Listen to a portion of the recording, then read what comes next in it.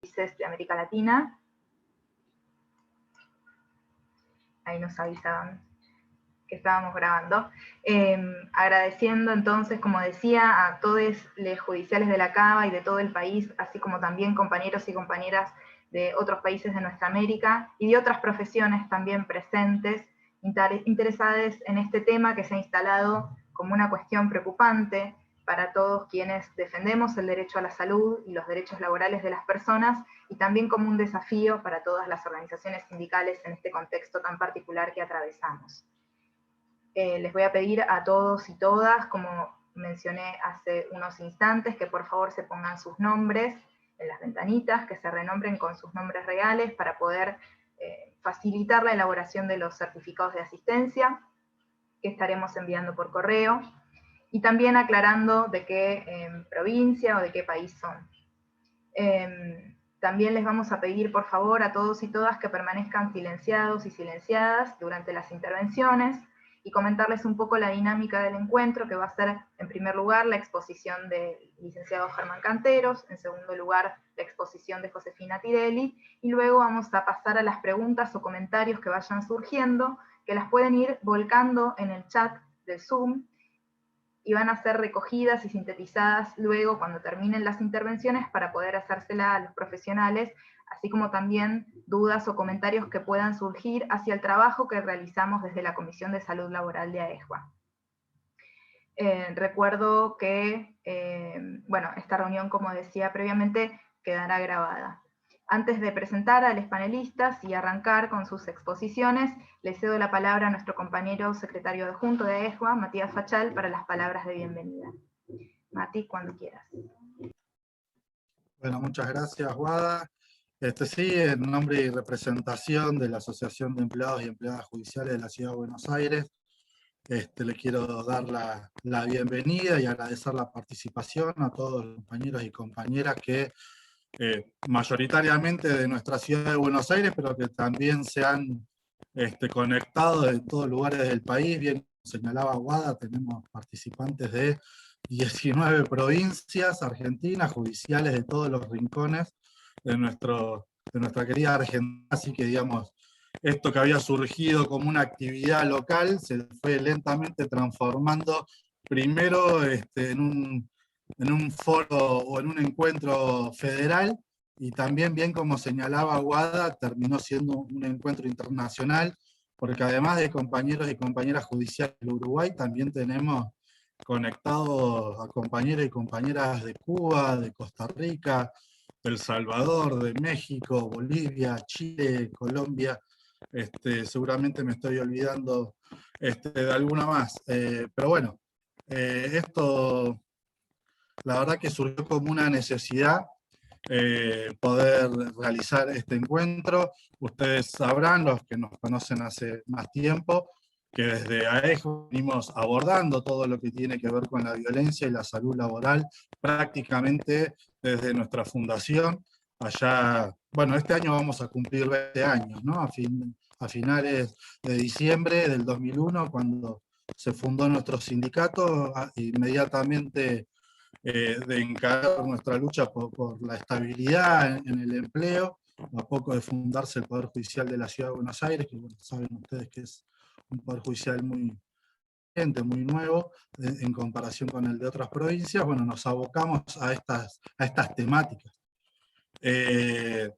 Con el tiempo fuimos conformando lo que es la Comisión de Salud Laboral, que integran aquí mis compañeros y compañeras presentes. Bueno, Guada, que hacía recién la introducción, pero también la integran Sergio Álvarez, Mercedes Gay, Micaela Ronconi, no me estoy olvidando de nadie, ¿no? Y bueno, decía que eso surgió como una necesidad de esta Comisión de Salud Laboral, pero además también de la comisión directiva de nuestro sindicato, de realizar esta jornada, porque bueno, si bien en esta pandemia muchas opciones por ahí distintas a realizar el trabajo remoto o el denominado coloquialmente teletrabajo, saben ustedes que por definición de la OIT el teletrabajo, bueno, el requisito es que sea voluntario, y decía que nosotros estamos obligados de alguna manera a realizar las tareas en la virtualidad. ¿Por qué? Bueno, obviamente que lo que uno prioriza es la vida, la salud, ¿no? Nuestra integridad, tanto propia como la de nuestros familiares, y bueno, desde ya que en el Poder Judicial tenemos la responsabilidad también para con los justiciables, para con el público en general. Así que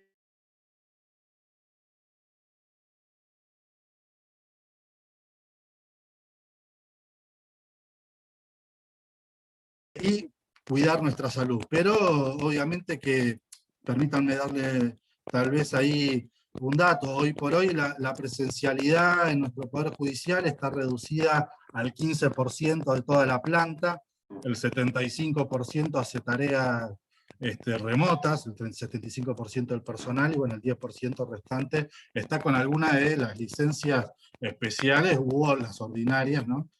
Por salud. Pero, digamos, en líneas generales, pese a lo que muchas veces se dice a través de los medios, que el Poder Judicial no funciona, al menos el de la ciudad, hace 1 año y medio que está funcionando de manera remota, pero decía, esto también trae sus dificultades, todas las padecemos, todas las conocemos, obviamente que en la presencialidad, mejor dicho, en la normalidad también hay sus bemoles, por eso decía, hace casi 20 años que nos abocamos al tema de la salud, la violencia laboral, desde nuestro sindicato, pero bueno, en esta particularidad de la pandemia, la presencialidad tiene toda una especificidad y el trabajo remoto también, y de alguna manera eso es lo que hoy nos proponemos discutir y aprender, además con la intervención de estos grosísimos y excelentísimos compañeros, además de licenciados, que son Josefina y Germán, con quienes hace mucho tiempo que venimos trabajando, no solo desde nuestro sindicato, sino también de la Federación Judicial Argentina, la cual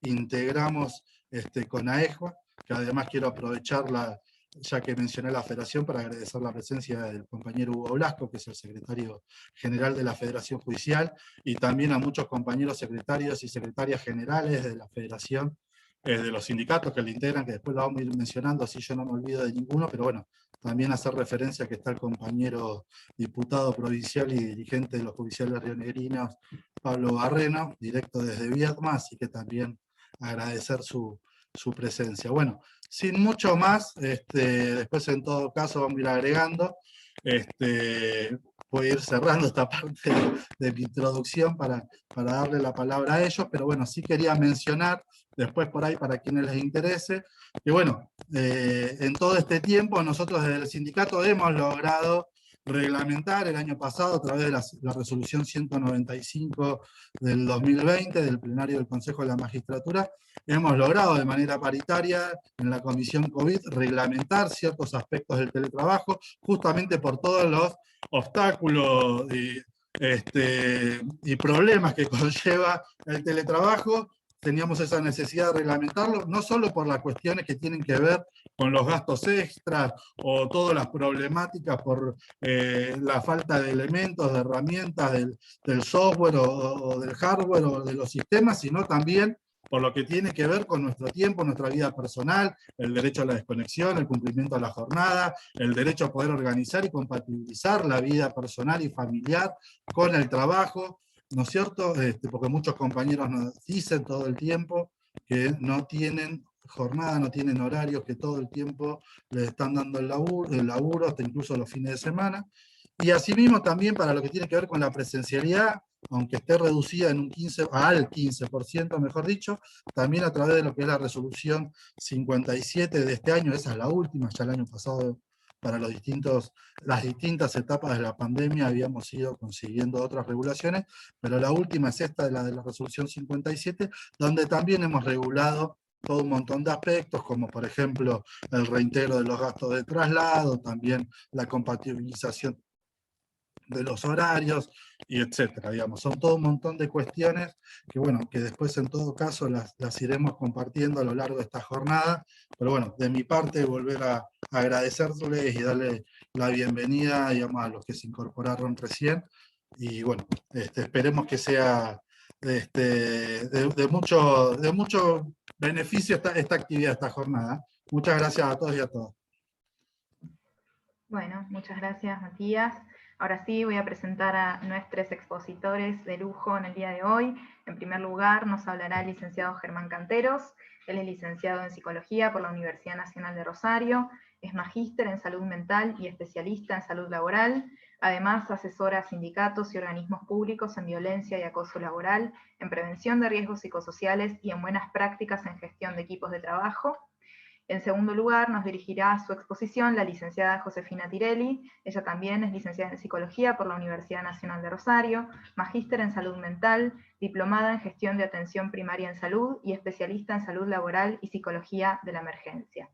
Les recuerdo, antes de darle la palabra a Germán, que podrán ir haciendo sus preguntas o comentarios en el chat para ser retomados en la ronda final. Bueno, muchas gracias y cuando quiera, Germán. Bueno, muy bien, muchas gracias, Guada, por la presentación. Voy a empezar a compartir pantalla mientras ustedes me dirán si se empieza a ver. Sí. Buenas tardes a todos y a todas y a todes. Siempre, la verdad, es una gran satisfacción compartir estas charlas, estas conversaciones, compartir estas ideas y experiencias con las compañeras y los compañeros de AEJBA. Esperen que, ahí está. Que básicamente me une una larga historia de trabajo, como lo planteaba Matías, alrededor de estos temas de la salud laboral, pero sobre todo me une un lazo de afecto con las compañeras y los compañeros de la asociación. Yo voy a plantear el tema de la violencia y el acoso laboral de manera sintética, poniendo el acento en algunos aspectos de la problemática, a modo de aporte al abordaje de esta temática, para intentar de alguna manera enriquecer las intervenciones que desde los espacios sindicales, en particular desde la Comisión de Salud de la asociación, que con tanta pujanza trabajan, para poder pensar o repensar algunas intervenciones desde las distintas disciplinas y sectores, y sobre todo en lo que concierne a la planificación de acciones, programas o políticas que prevengan la aparición de este verdadero flagelo de la violencia y el acoso en el mundo del trabajo.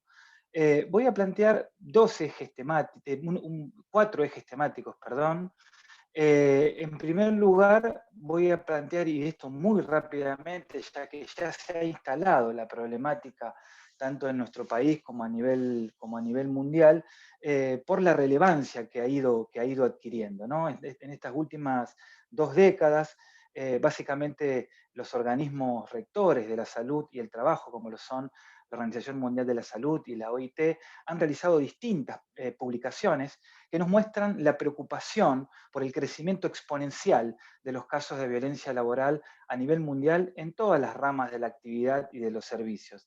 Sin duda, obviamente, fue muy importante el logro que en la celebración de los 100 años de la OIT, justamente aprobar el convenio 190 y además focalizar el tema en el año 2020-2021, ¿no? que a partir de abril se celebran el Día Internacional de la Salud y la Seguridad en el Trabajo, donde se focaliza una temática y la OIT lo focalizó básicamente en lo que tiene que ver con la violencia y el acoso laboral bajo el lema "Rompamos el silencio", como ustedes ven ahí en el afiche que dio inicio a la campaña, ¿no? Y acierta básicamente en plantear este significado del silencio, esta palabra del silencio, porque generalmente las situaciones de acoso y de violencia cuentan con el silencio, básicamente de los espectadores, de los observadores pasivos de estas problemáticas en el campo laboral, y el tránsito en silencio, ¿no? Digamos, que justamente tienen las víctimas de este flagelo, ¿no? Y también acierta, fíjense, en feminizar el afiche, ¿no? Porque dado que las mujeres son quienes más padecen esta problemática. Lo bueno es que en los informes y las propuestas que hace el organismo en esta focalización temática, es la apuesta a la participación sindical, es decir, a instituir la participación de trabajadores y trabajadoras en los convenios colectivos, en los protocolos, en los reglamentos, en los códigos de prácticas y en las directrices para implementar programas. como así también la participación de los delegados y las delegadas en prevención en lo que son los servicios de salud y seguridad con sistemas de gestión, con eje puesto en el control de los riesgos psicosociales.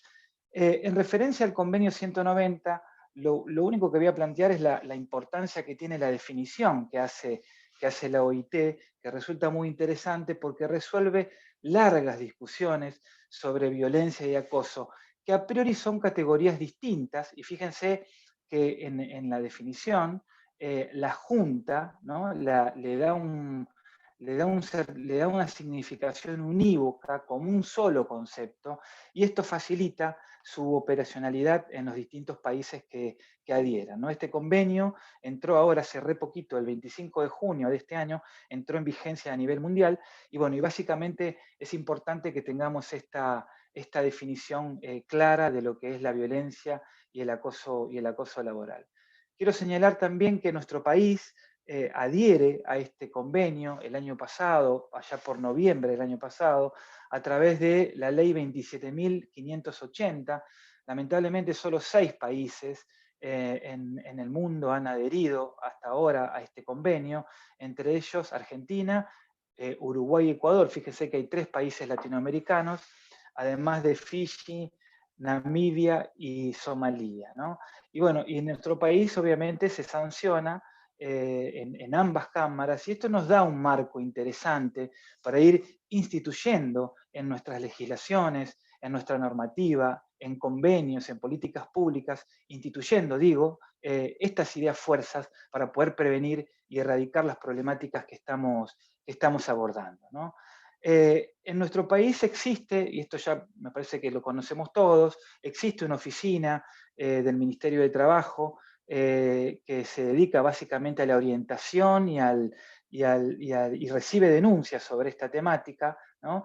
El último informe que está publicado, si bien no nos dice el número de casos que han atendido, sí nos muestra que gran parte de los casos que denuncian son mujeres, que en su mayoría el tipo de violencia que manifiestan es de tipo psicológica. Fíjense que en un alto porcentaje, un 85%, seguido por la sexual y la física.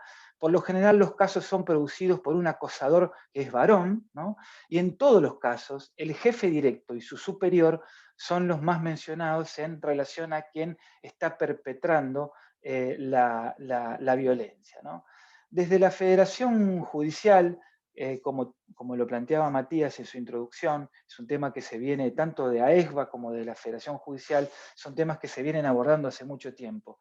Y desde el Centro de Estudios de la Federación Judicial Argentina, desde capacitación de la Federación, con gran apoyo de Hugo Blasco y con el impulso constante de Matías, Fachal, pudimos implementar un estudio sobre condiciones de trabajo y salud en el país, donde las temáticas de la violencia y el acoso laboral y los riesgos psicosociales fueron evaluados, ¿no? Hicimos una muestra bastante interesante de más de 5.700 consultas a trabajadores y trabajadoras de 16 provincias distintas de nuestro país, y acá tenemos un indicador que nos da cuenta de la magnitud de cómo circula o cómo aparecen las situaciones de acoso y de violencia laboral en el campo del Poder Judicial. Y vemos que el 30% de los que consultamos es una muestra muy significativa. Imagínense que, por ejemplo, la encuesta que se hace sobre condiciones laborales y condiciones de empleo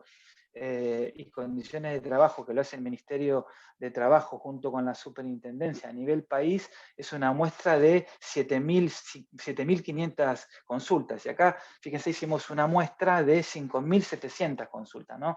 Que nos da un número importante a tener en cuenta, es decir, que un 30% de las personas consultadas han manifestado que han vivenciado situaciones de violencia y de acoso laboral en sus lugares de trabajo. Yo acá puse algo, entiendo que hay gente de muchas otras provincias, tal como como planteaban al principio, pero bueno, habíamos arrancado pensando que iba a ser focalizado para Cava, pero bueno, bienvenido sea que se haya ampliado. Yo había puesto algunos datos de Cava, es prácticamente el número del promedio nacional, la incidencia de las situaciones de violencia que justamente vivencian los consultados, y donde también hay un desglosamiento muy interesante en el informe que armaron las compañeras y los compañeros de la oficina, de la Comisión de Salud Laboral, perdón, de la ESCVA, en donde han detallado dónde, por ejemplo, en el Tribunal Superior de Justicia, casi la mitad de la población encuestada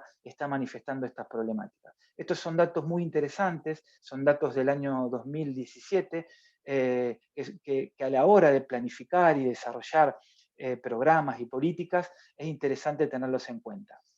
Bien, el segundo eje que quería plantear rápidamente son las características que tiene nuestra sociedad contemporánea actual, que de alguna manera operan como determinantes estructurales, vamos a decir así, de lo que es la violencia y el acoso, que van a operar naturalmente desde lo social, desde lo económico, desde lo político, desde lo cultural, y que van a configurar, ¿no? Van a estructurar los procesos laborales, ¿no? En particular los que se desarrollan en el Poder Judicial, que básicamente por la composición institucional de la justicia en nuestro país, son importantes cajas de resonancia. Sin dudas, el sistema capitalista actual opera a favor de la concentración de la riqueza en un proceso que es incesante, el crecimiento de la desigualdad, de la inequidad, que se puede observar tanto en los indicadores económicos del PBI como también en el índice de Gini en nuestros países latinoamericanos,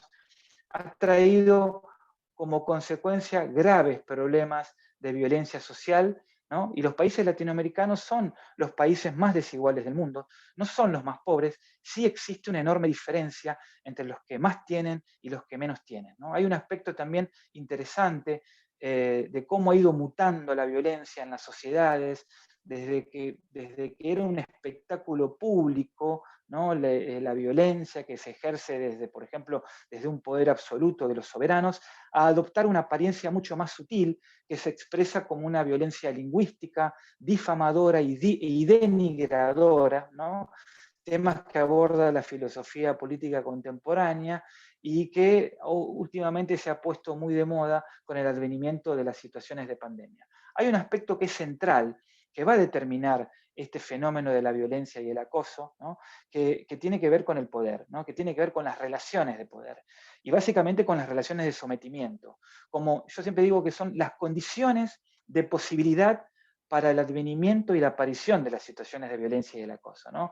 Es decir, que las situaciones de acoso se van a dar alrededor de relaciones interpersonales, de los vínculos con los otros, entendidas como relaciones de poder, en tanto que siempre desde una posición, desde un lugar, se va a intentar dirigir la conducta del otro, ¿no? Y las relaciones se van a transformar en relaciones de sometimiento cuando hay una persona, un sujeto, que va a controlar al otro, que lo va a restringir en su libertad operatoria, en su modo de actuar, ¿no? Es decir, que se va a estancar eso que naturalmente observamos, que la reversibilidad, ¿no? Que tiene la injerencia de un sujeto sobre otro sujeto, de una persona sobre otra persona, sobre las conductas, ¿no? Esta es una condición de posibilidad para el despliegue de la violencia y el acoso en el mundo del trabajo. Someterlo al otro, devaluarlo, destruirle su autoestima, como ya lo vamos a ver, para poder luego violentarlo. También como determinantes tenemos lo que son las inequidades de género, otro tema que desde la Comisión de Salud de AECVA han trabajado con mucha pujanza, las inequidades de género en el mundo del trabajo en general, que se van a expresar, por ejemplo, en el uso del tiempo, en el reconocimiento salarial, en las tareas asignadas para varones y mujeres, en donde obviamente en las mujeres predominan aquellas actividades que están asociadas más al maternaje de los cuidados y de la gestión del hogar, que esto está traspolado al trabajo, ¿no? Y naturalmente el término techo de cristal, que va a explicar las inequidades de acceder a cargos muchas veces directivos, ¿no? También son determinantes de las situaciones de la violencia laboral. Hay determinados rasgos de carácter también, rasgos subjetivos que están asociados a estatus sociales, que se reproducen en el campo laboral y se reproducen muchísimo en el Poder Judicial específicamente. Lo que comúnmente se caracteriza con la lógica del patrón o la patrona de estancia con el empleado, ¿no? Cómo se fueron construyendo en el Poder Judicial, cómo se fueron reproduciendo y cómo se legitiman en la estructura laboral, ¿no? Y esto me refiero básicamente a lo que son los rasgos de arrogancia, de desprecio hacia el otro, de superioridad, de aquello que es hostil, de aquello que es intimidatorio, que son propios de rasgos de ciertos estatus de clase. Y por último, me gustaría plantear lo que tiene que ver con otro aspecto del sistema capitalista en su acepción más actual, que es el neoliberalismo, ¿no? Y que de alguna manera reconfigura el sujeto. Existe una presión latente para poder ejercer cada rol de una manera más efectiva posible. Esto es el máximo rendimiento, con la finalidad de alcanzar metas cada vez más altas. Esta presión de máximo rendimiento por parte del empleador, de disponer del otro, si es posible, las 24 horas del día, casi como una propiedad, ¿no? Que básicamente que no tiene otra cosa más importante en su vida que responder a los requerimientos laborales, que para eso se le paga y para eso se le paga bien, que está en este imaginario el buen salario de los judiciales, ¿no? Y que por ello deben entregarse masivamente al trabajo, ¿no? Y se han ido exacerbando en estos tiempos de pandemia, básicamente por las exigencias en el WhatsApp, y donde no hay un corte en el momento extralaboral de los trabajadores, justamente de la presión del máximo rendimiento. Las premisas del neoliberalismo son esforzarse, trabajar duro por conseguir lo que se desea, y gran parte de la gestión de lo que nosotros observamos de los recursos humanos, ¿no? De las oficinas de recursos humanos de los poderes judiciales, utilizan metodologías y categorías del management empresarial, donde básicamente la noción del sujeto como un empresario de sí mismo aparece muy fuertemente. Y estas prácticas determinan e influyen en los rasgos individualistas y competitivos que va a adoptar el compañero o la compañera, y que influyen en la producción de situaciones de inequidad y de violencia laboral, ¿no? Después también tenemos los aspectos de la organización del trabajo, de donde derivan los riesgos psicosociales, que también se nos presentan como condiciones de posibilidad para la aparición de estas situaciones de violencia, que es un tema que va a abordar Josefina. Hay muchas definiciones de lo que son la violencia y el acoso laboral. Es muy importante y nos tenemos que quedar con la de la OIT. Cada reglamentación, cada normativa, cada protocolo se va a esmerar en ser estrictos en la definición. La mayoría tiene muchos puntos en común. Hay un acuerdo en dividirlas en física, sexual y psicológica. Muchas veces en las prácticas aparecen todas juntas. Lo importante es poder ver cómo se expresa en el lugar donde estamos interviniendo, ¿no? La violencia y el acoso, de manera de poder construir y ponderar indicadores, ¿no? Que nos enriquezcan las definiciones que ya de por sí están, ¿no?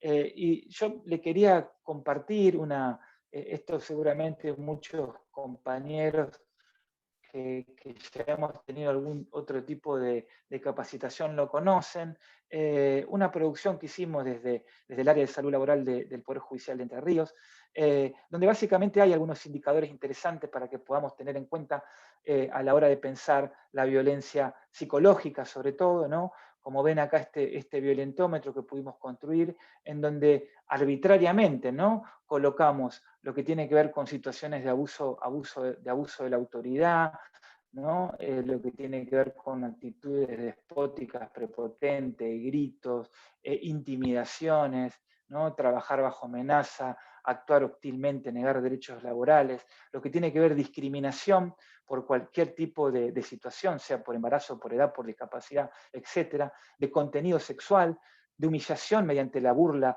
¿no? Directa o a las espaldas, ¿no? Exhibir errores, que esto es muy común, exhibir errores laborales en público, la descalificación, ¿no? Acá tenemos un tema que es central en lo que es las situaciones de violencia y acoso, la descalificación, la devaluación de la actividad laboral del compañero y de la compañera, la nulificación de la comunicación, esto famoso de hacer el vacío, todo lo que tiene que ver con las injusticias y las inequidades. También hemos podido construir lo que tiene que ver con lo que tiene que ver con la violencia sexual, y ahí, bueno, pudimos ver, perdón, se me escapó, ahí está, pudimos avanzar en aquellas que tienen que ver también de manera arbitraria, con cierto grado de intencionalidad, aquellas que van desde lo verbal de los chistes hasta las cuestiones no verbales de miradas, las situaciones verbales, ¿no? De llamadas intimidaciones telefónicas, hasta contactos físicos y presiones físicas, ¿no? El tercer eje que yo quería compartir, yo te lo paso medio rápido porque tengo poco tiempo, el tercer eje que quería compartir son cómo se configuran las relaciones violentas y las relaciones de acoso y el impacto que tienen en la salud de las víctimas. Lo que les voy a proponer es que centremos en principio la mirada en el agresor o en la agresora.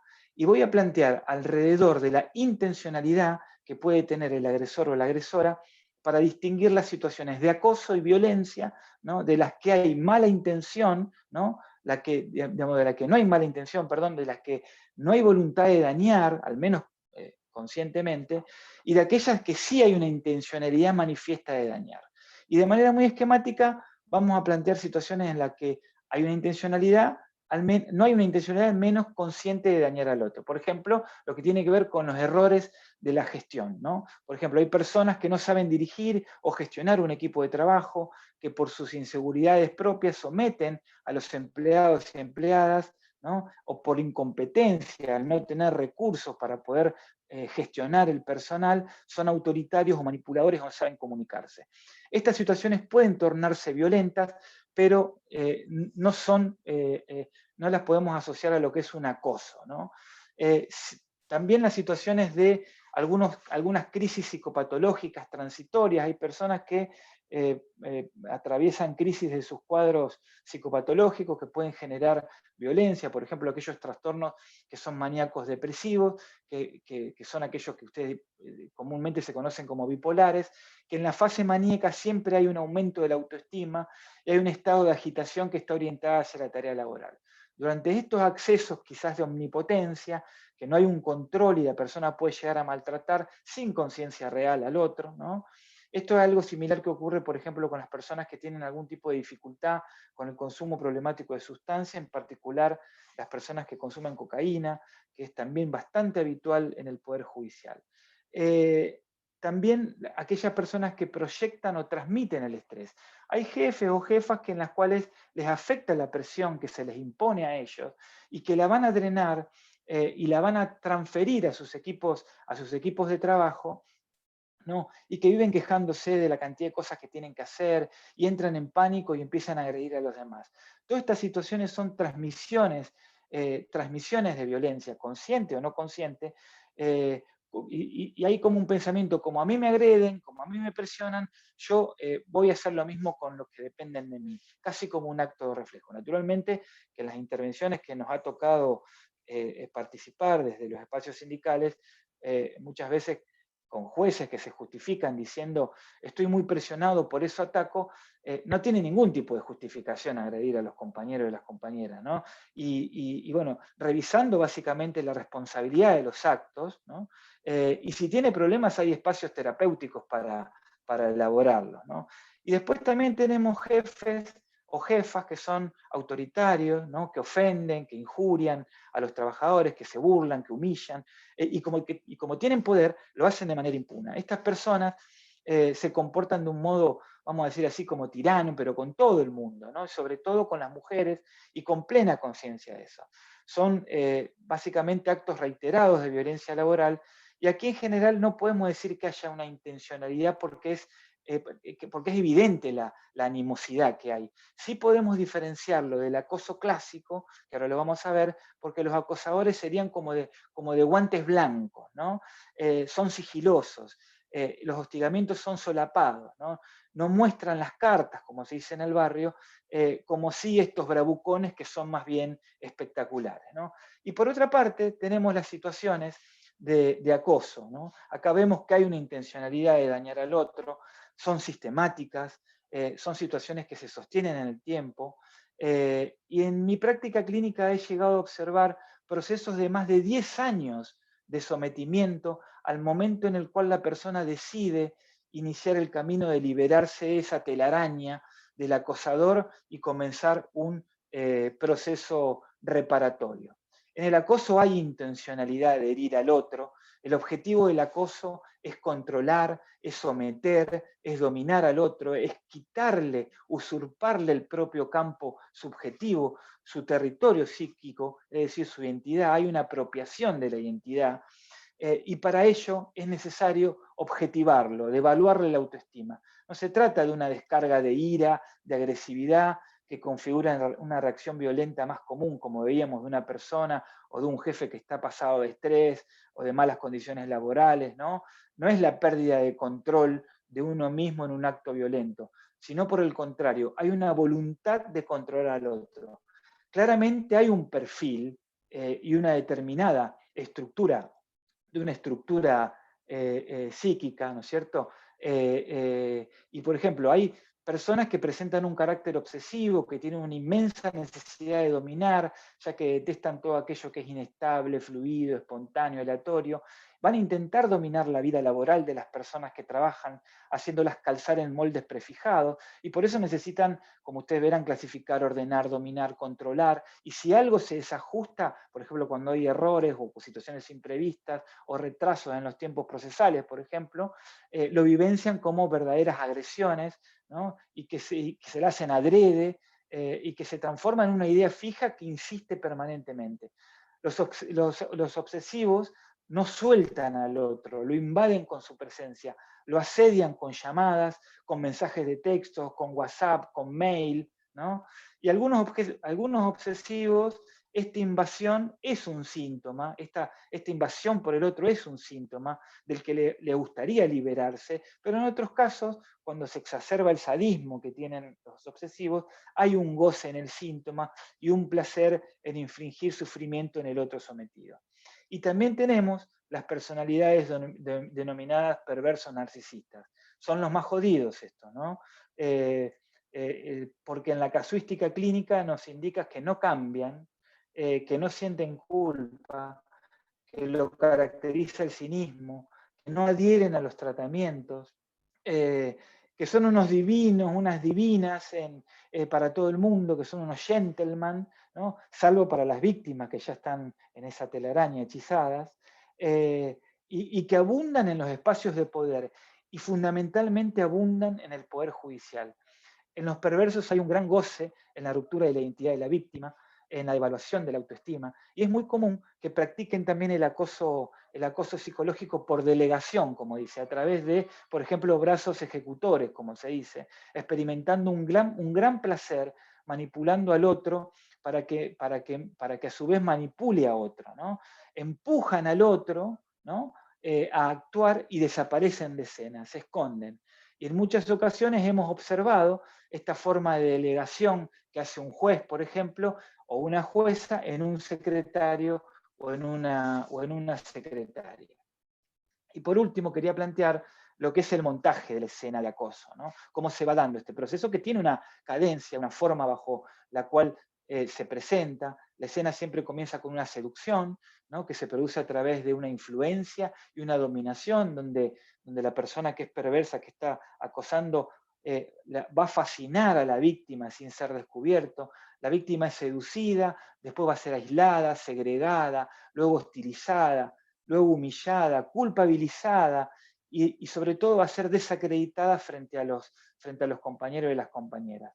Y en este proceso de descalificación, la víctima pierde progresivamente su confianza en sí mismo y a veces está tan confundida que en general muchas veces le da la razón a su agresor, ¿no?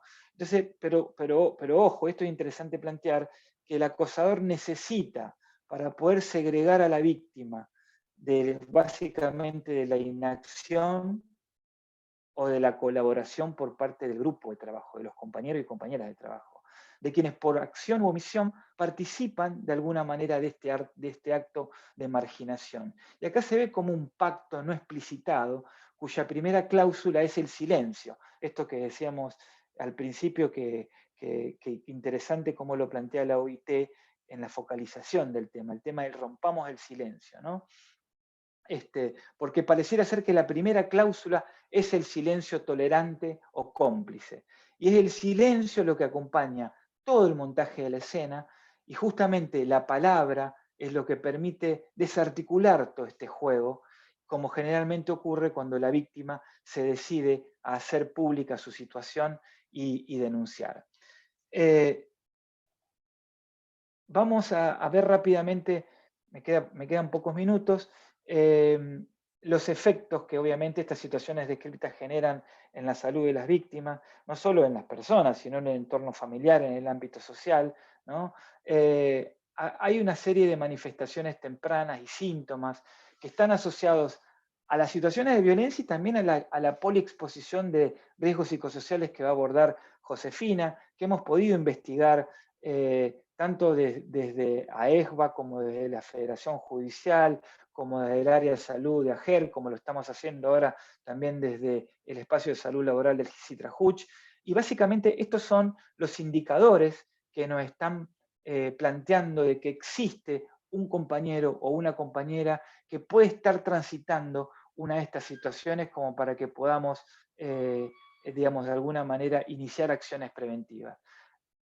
Lo que tiene que ver con la transformación del estado de ánimo, lo que tiene que ver con las alteraciones del sueño, lo que tiene que ver con la tristeza, que esto fue uno de los hallazgos que pudimos hacer con el estudio que hicimos desde la Federación Judicial Argentina, lo que tiene que ver con el desgano, el cansancio, aquellos dolores que son inespecíficos, que la Escuela de la Psicodinamia plantea como la normalidad sufriente, los dolores inespecíficos de cuello, de cabeza, de espalda, de piernas, los trastornos digestivos y las alteraciones a la libido, la angustia y los temores sin causa aparente. Hay algunos que son bien específicos del acoso laboral, ¿no?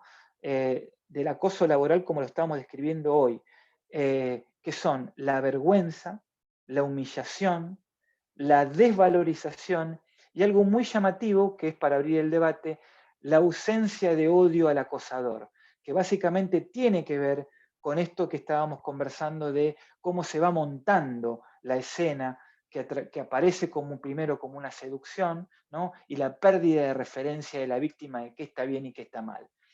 Y después, bueno, hay una serie de enfermedades que están asociadas, lo que tiene que ver con el estrés postraumático, la fatiga, el agotamiento, la crisis de angustia, la depresión, los trastornos compulsivos y el burnout. Esto es lo que en la clínica aparece fuertemente como un efecto ya digamos, de una exposición prolongada a las situaciones de violencia y de acoso laboral. Y por último, lo que quiero plantear para ya cerrar, es la importancia del papel del sindicato. Difícilmente una persona acosada pueda salir sola de esta situación. Se necesita un interlocutor válido. Y es muy importante referenciar al sindicato a través de sus espacios de salud laboral, básicamente porque muchas veces los compañeros y las compañeras que están atravesando esta situación no confían en las áreas de recursos humanos o no confían en las áreas de los servicios de salud ocupacional, porque básicamente cuando empiezan a ver, digamos, dañar su salud, también empiezan a vivir cierta violencia institucional, en el sentido de que le empiezan a pedir certificados de un psiquiatra, de un neurólogo, le hacen juntas médicas y lo siguen violentando porque ponen en duda lo que les está pasando por ser víctimas de una situación de acoso y de violencia laboral. Por eso es muy importante referenciar al sindicato, a los delegados y delegadas en prevención, ¿no? Que sepan dónde los compañeros pueden recurrir en caso de padecer violencia y acoso laboral. Quería señalar rápidamente que tanto los riesgos psicosociales como la violencia laboral no están contemplados en nuestro sistema de riesgo del trabajo. No hay dentro de la clasificación de agentes de riesgos no están los riesgos psicosociales, ni los relacionales, ni los organizacionales, por ende, no están listadas las enfermedades que podrían ser profesionales, al menos por ahora, con lo cual forma parte todas estas cuestiones que estamos charlando del universo de los riesgos no listados y que de alguna manera tienen que ver con enfermedades inculpables, dando lugar al accionar del empleador a través de sus servicios especializados, ¿no? Y de los sindicatos como patrocinantes de trabajadores y trabajadores, ¿no? Y también, ¿por qué no?, de los estados, ¿no? Aquí también es importante aclarar que la importancia que tienen los servicios de medicina laboral y de higiene y seguridad laboral, como así también los delegados en prevención, como decía, en todos los aspectos de la violencia laboral, en la asistencia y acompañamiento a las víctimas, en los procesos de denuncia, en los planteos de la defensa de la salud, como así también en la prevención, el desarrollo de campañas, concientización, capacitación y estudios. Formas de abordaje también a los acosadores y de sanción a los acosadores, y los abordajes con psicoeducación y buenas prácticas en gestión de grupos de trabajo. Lo importante es seguir insistiendo que los servicios de medicina laboral redireccionen sus prácticas, le den un tratamiento a los riesgos psicosociales y a la violencia y al acoso laboral de manera integral, multisectorial, es decir, que incorporen a los delegados en prevención de los sindicatos e interdisciplinaria, ¿no? Es decir, que trasciendan las prácticas de lo que tiene que ver con el control de ausentismo. La metodología más eficaz para estudiar los casos de violencia, tal como lo hacen las compañeras de AESBA, como lo hacemos desde el Espacio de Salud Laboral de Entre Ríos, y lo que estamos empezando a hacer con el Espacio de Salud Laboral de Citrajuch, es las entrevistas clínicas, trabajar básicamente elaborando lo traumático que genera, las sesiones grupales. Existen cuestionarios muy útiles como el de Lehmann para poder ponderar el acoso. Y hay una gran batería de pruebas para poder mensurar el daño en la salud. También los protocolos de actuación frente a las situaciones de violencia laboral, que tienen que ser elaborados con una metodología de investigación-acción participativa, desarrollar y consensuar estos protocolos para la prevención y la erradicación de la violencia, ¿no? Donde se detallen procedimiento de detección de problemas, confección de un expediente, denuncia, asistencia, contención, medidas protectoras, licencias médicas, trabajar con el grupo de compañeros donde se generó esa situación, de sanción y de reinserción laboral. Bueno, básicamente, la importancia de la organización en la práctica sindical, los espacios internos y paritarios, la formación de delegados en prevención. Tenemos que ser referencia del sindicato en esta temática, trabajar permanentemente en mejorar la organización del trabajo, monitorear las relaciones de poder, humanizar las relaciones laborales dentro del Poder Judicial, y en ese sentido tratar de tener injerencia en lo que es la política de gestión de recursos humanos, plantear la necesidad de la formación de los tomadores de decisiones e instituir, aprovechando ahora que tenemos el 190 en vigencia, protocolos, procedimientos y anexos en los convenios colectivos. Bien, muy bien. Eso es lo que quería plantear rapidísimamente, espero no haberme excedido demasiado en el tiempo. Quizás me pasé unos minutos, pero bueno. Perfecto. Perfecto, como siempre, Germán. Gracias por la atención. Muchas gracias, Germán. Muy interesante tu abordaje, como siempre. Me quedo pensando en esto último que señalabas, ¿no? De la importancia de la organización sindical, del colectivo de trabajadores y trabajadoras para poner freno a este tipo de abusos y los desafíos que se nos abren en este contexto de pandemia, donde la presencia tanto física como simbólica de los delegados y las delegadas de la organización gremial en su conjunto se vuelve más compleja, porque muchos y muchas estamos conectados desde nuestros hogares y entonces se lleva al extremo el proceso de individuación y por ende se vuelve más asimétrico el vínculo entre la patronal o el Estado empleador y cada uno de los trabajadores y trabajadoras. Antes de cederle la palabra a Josefina, quiero agradecer, además de la presencia de los compañeros ya mencionados, Hugo Blasco, secretario general de la Federación Judicial Argentina, y del diputado provincial Pablo Barreno, también están presentes los secretarios generales de los sindicatos de Neuquén, Edgar Ocher Babás, y de Santa Cruz, Eugenia Bianchi. también están presentes y agradecemos que estén conectados en el día de hoy: Karina Albarracín, Gabriela Huenchual, Chechi Segura, Quique Esperón, Pablo Salcedo, entre otros compañeros y compañeras de la Federación Judicial Argentina, también Pilar Igoa, de la Asociación de Funcionarios Judiciales de Uruguay, y Paola Barrios, del Consejo Directivo Provincial de ATE Formosa. Muchas gracias, compañeros y compañeras, por estar presentes en el día de hoy. Les quería avisar también que estamos transmitiendo por YouTube. Vamos a estar copiando el link en el chat para quien quiera verlo más tarde o compartirlo. Y les voy a pedir ahora a todos que enciendan sus cámaras unos minutitos para poder hacer una captura de pantalla, de pantallas, porque son varias, para poder hacer la difusión en redes de esta actividad que ya cuenta con 132 participantes.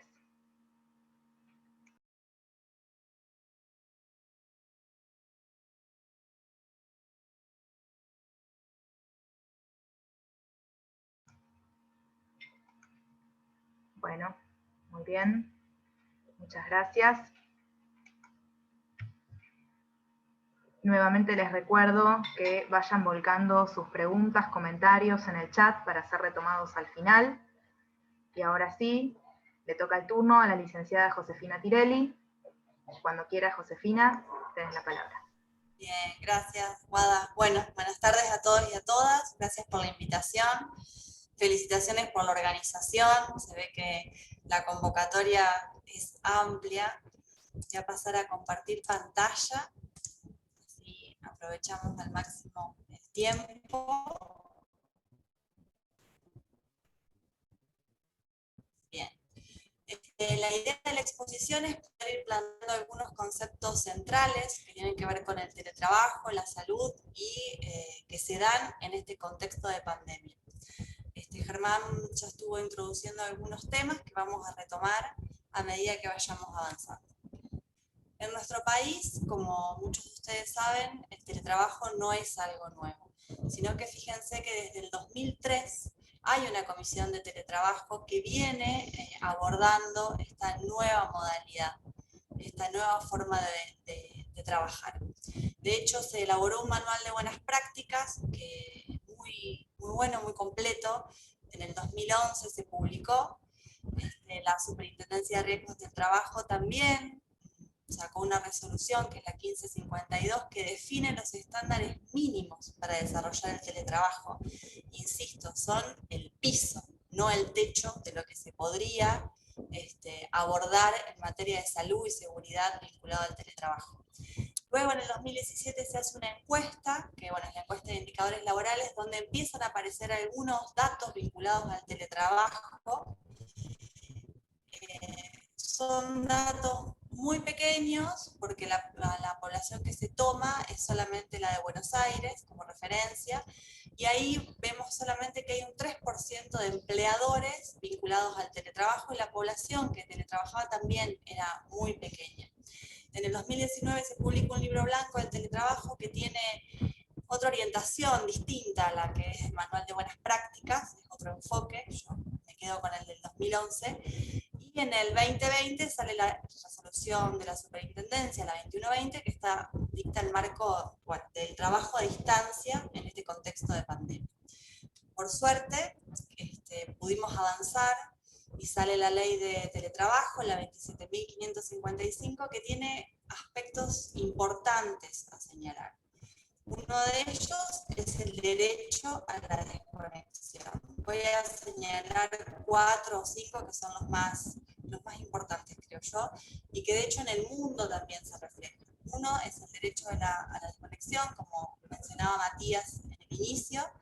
Esto es importante sostenerlo. Muchas veces los empleadores atacan esta ley de teletrabajo justamente en este punto, pero en realidad si nosotros vemos porcentajes en otros países de la cantidad de horas que se trabaja, por ejemplo, un trabajo presencial, cuando nosotros lo trasladamos a un trabajo a distancia, específicamente al teletrabajo, por lo menos hay 2 horas más mínimo de trabajo que se suma.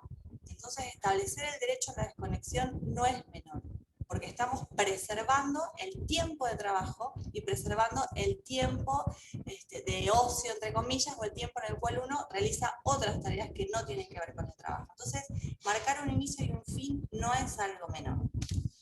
Por otro lado, también hay voluntariedad en relación al teletrabajo, no es algo que pueda ser forzado, tiene que haber un acuerdo de las partes.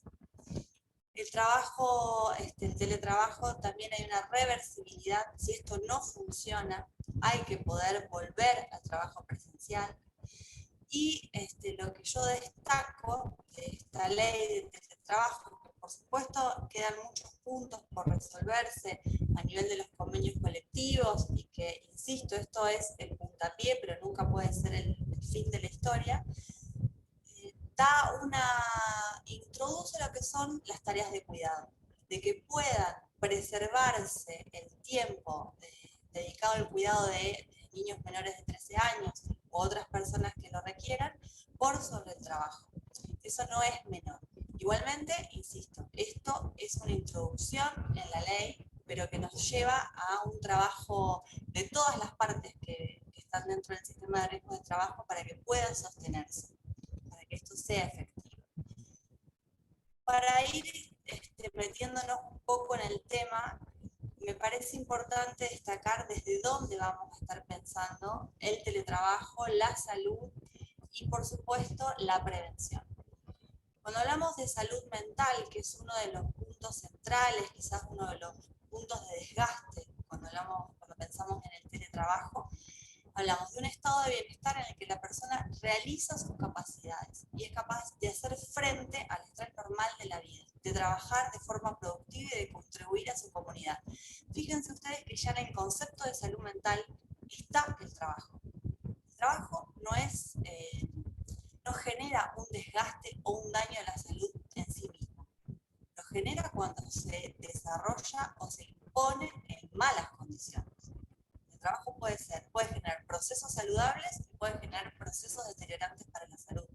Pero lo importante es en qué condiciones laborales se va a llevar adelante. Y en este concepto de salud mental, que me parece que es bastante completo, introduce lo que tiene que ver el trabajo. Siempre que se dé en buenas condiciones, es fundador de salud. Y además permite que esta persona, o sea, que las personas, seamos parte de un tejido social. Genera un bienestar individual, pero también colabora en la comunidad.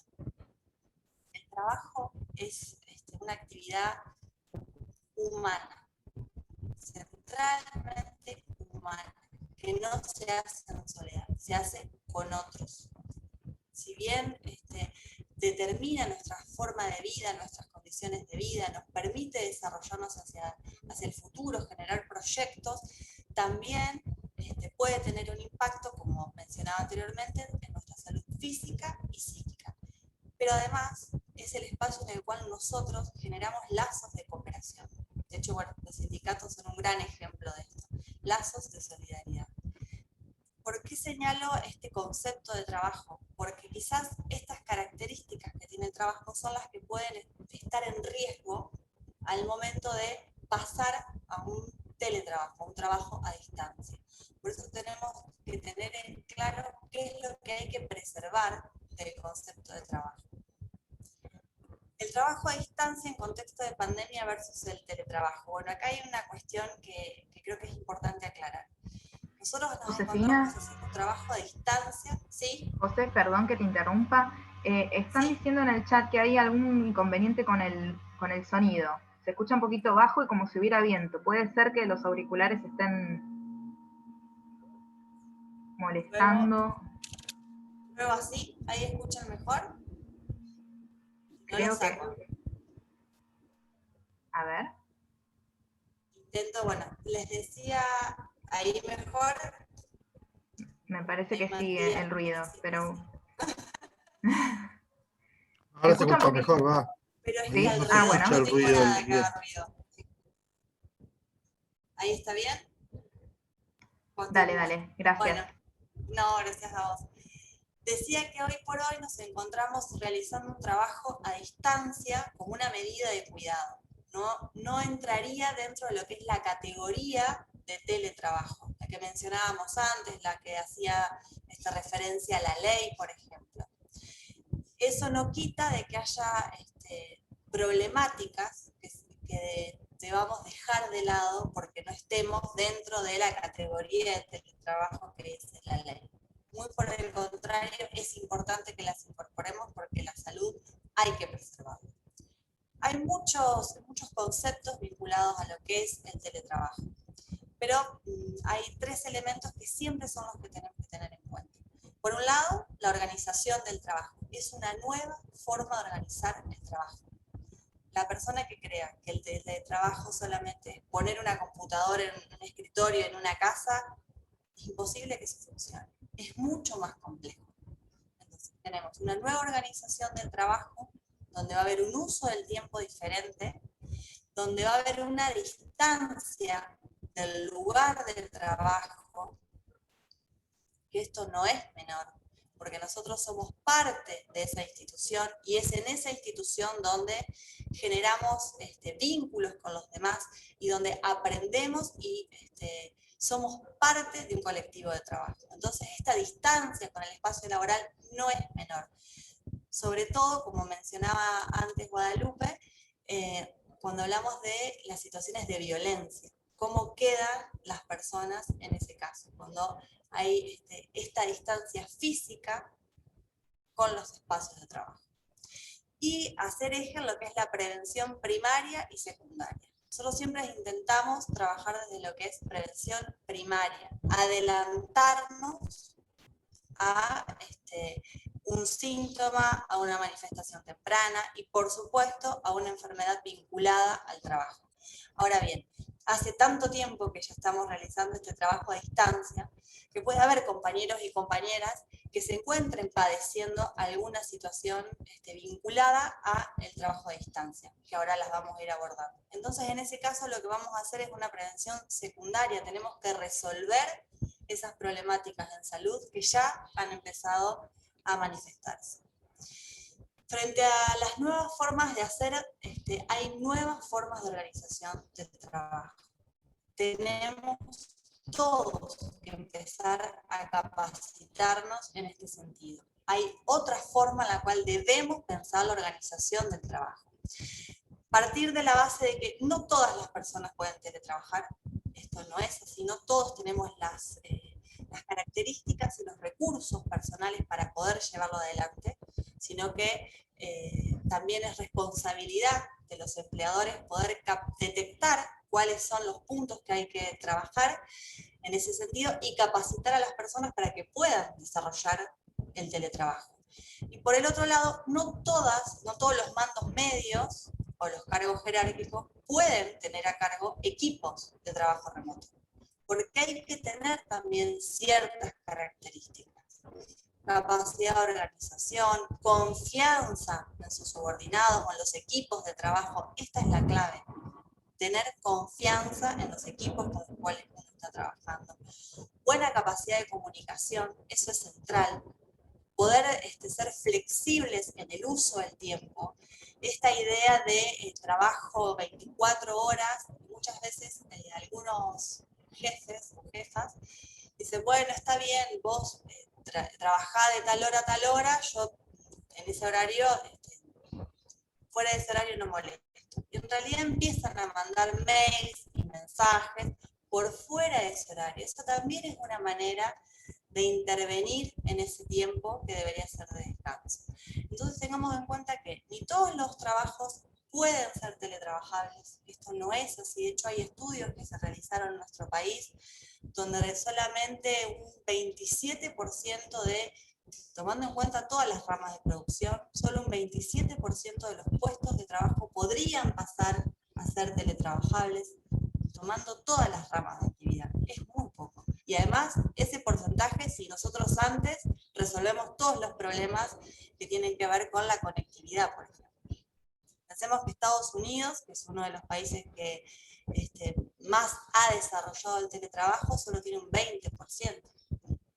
Entonces, tengamos en cuenta que ni todos los puestos son teletrabajables, ni todas las personas pueden desarrollarlo, ni todos ni todas las personas pueden tener equipos a cargo, sino que para esto se necesitan ciertas características y ciertas capacitaciones. En cualquier momento y en cualquier lugar, por ahí también hacer hincapié, nosotros destacamos muchas veces que el centro de desgaste en el tema del teletrabajo está en los factores de riesgo psicosociales, ¿no? Vinculados a la organización del trabajo y que impactan en la salud mental. Pero no nos olvidemos que nosotros también tenemos que tener una mirada integral de la salud. O sea que el cuerpo también está en juego en ese momento y también sufre un desgaste. Hay condiciones y ambientes de trabajo que deben respetarse para que las personas no se enfermen, no tengan malestar al momento de trabajar. Y de hecho nuestra legislación, nuestra resolución, por ejemplo, la que mencionaba de la superintendencia en el inicio, marca un piso de condiciones y medio ambiente de trabajo para que el teletrabajo pueda llevarse adelante, para que después no haya ni síntomas ni enfermedades. Iluminación, ventilación, ruido, hay aspectos que hay que tener en cuenta. ¿Por qué los marco? Porque nosotros solamente en algunos casos focalizamos la atención en los temas de salud mental, pero el cuerpo también se resiente cuando las condiciones de trabajo no son las adecuadas. ¿Qué son los factores de riesgo psicosociales? Que ya son el centro de desgaste cuando hablamos del teletrabajo.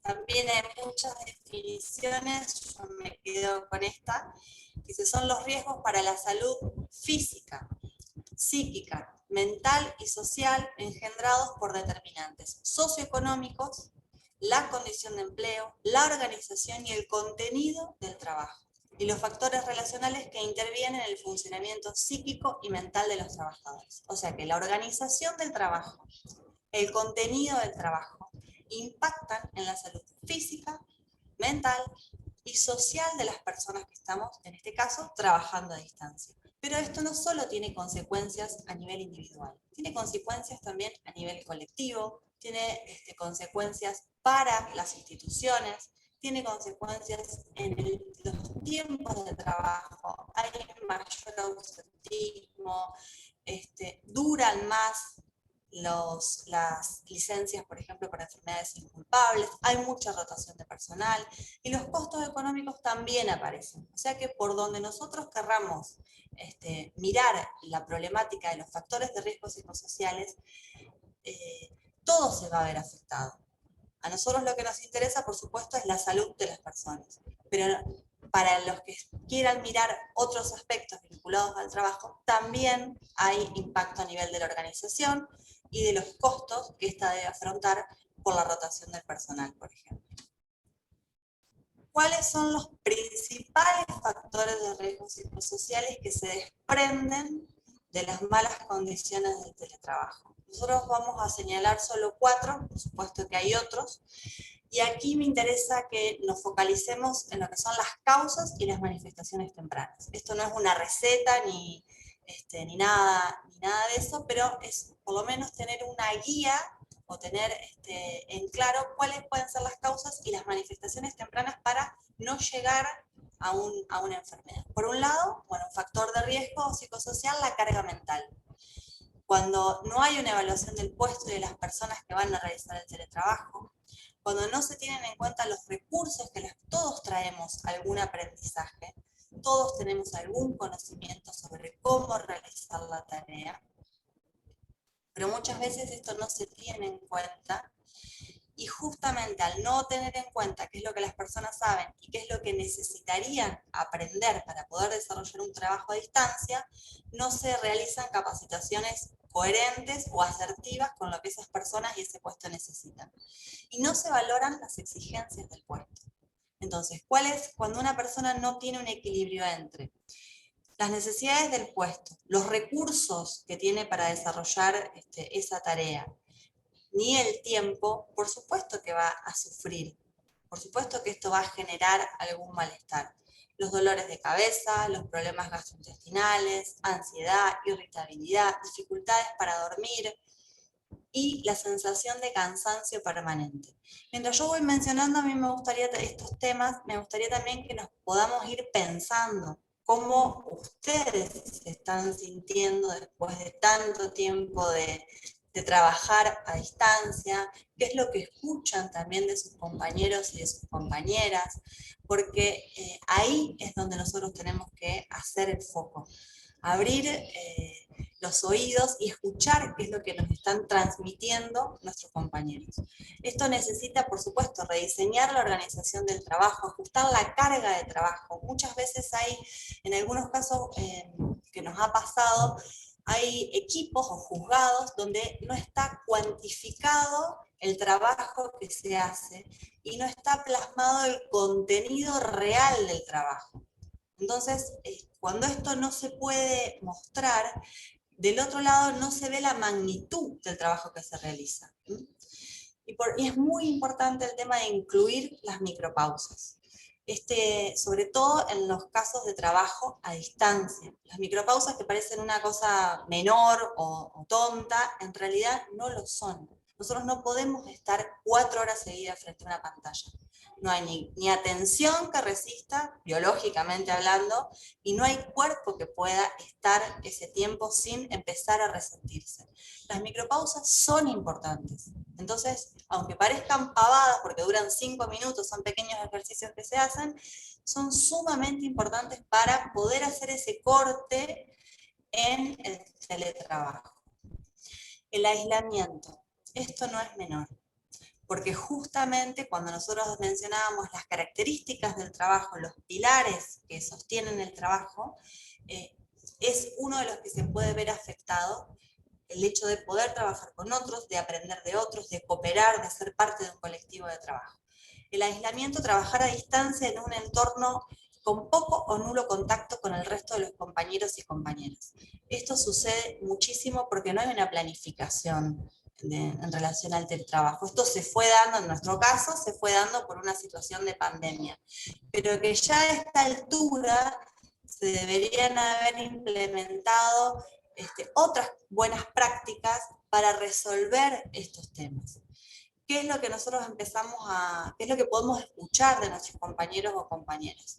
Conductas alteradas, tanto a nivel socioafectivo como cognitivo. Nosotros los podemos ver con mayor irritabilidad, de mal humor, con cambios emocionales significativos. Y en esto que decimos conductas alteradas a nivel cognitivo, por ejemplo, la dispersión, la mayor cantidad de errores en el trabajo, porque al no poder estar con otros, no poder compartir con otros y lograr una cooperación, esto empieza a resentirse a nivel también de la productividad, si se quiere. Y aparece lo que es la fatiga patológica a nivel físico y mental.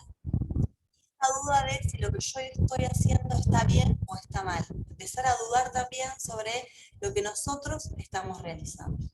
Para eso, por eso es importante planificar también el teletrabajo, se deben fortalecer los espacios de comunicación, promover la colaboración entre los pares y también desde los mandos medios hacia los equipos de trabajo.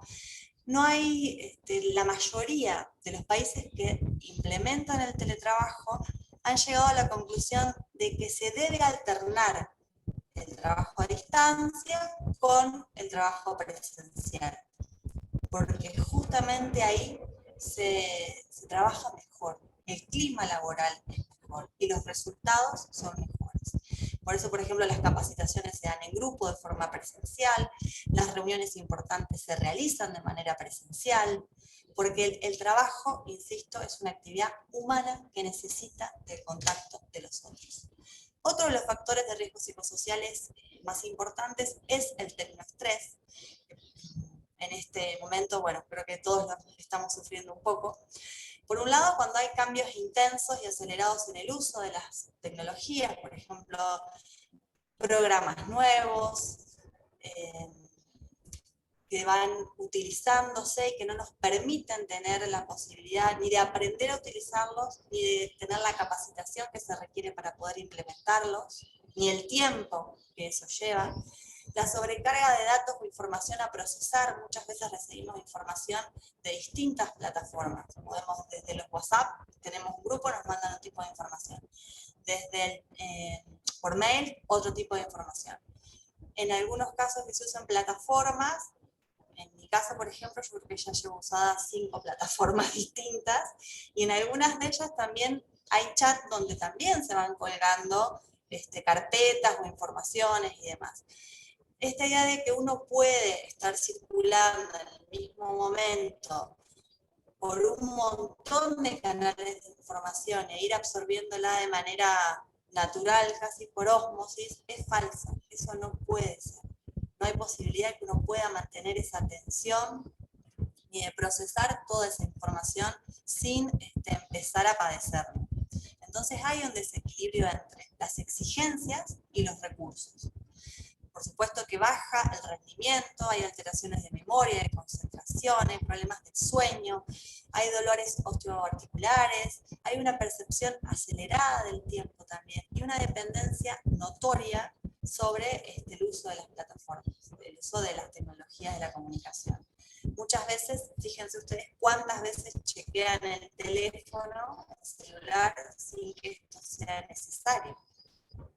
No es esa dependencia constante, bueno, a ver si esto me llegó, a ver si esto está, a ver si el correo llegó algo nuevo.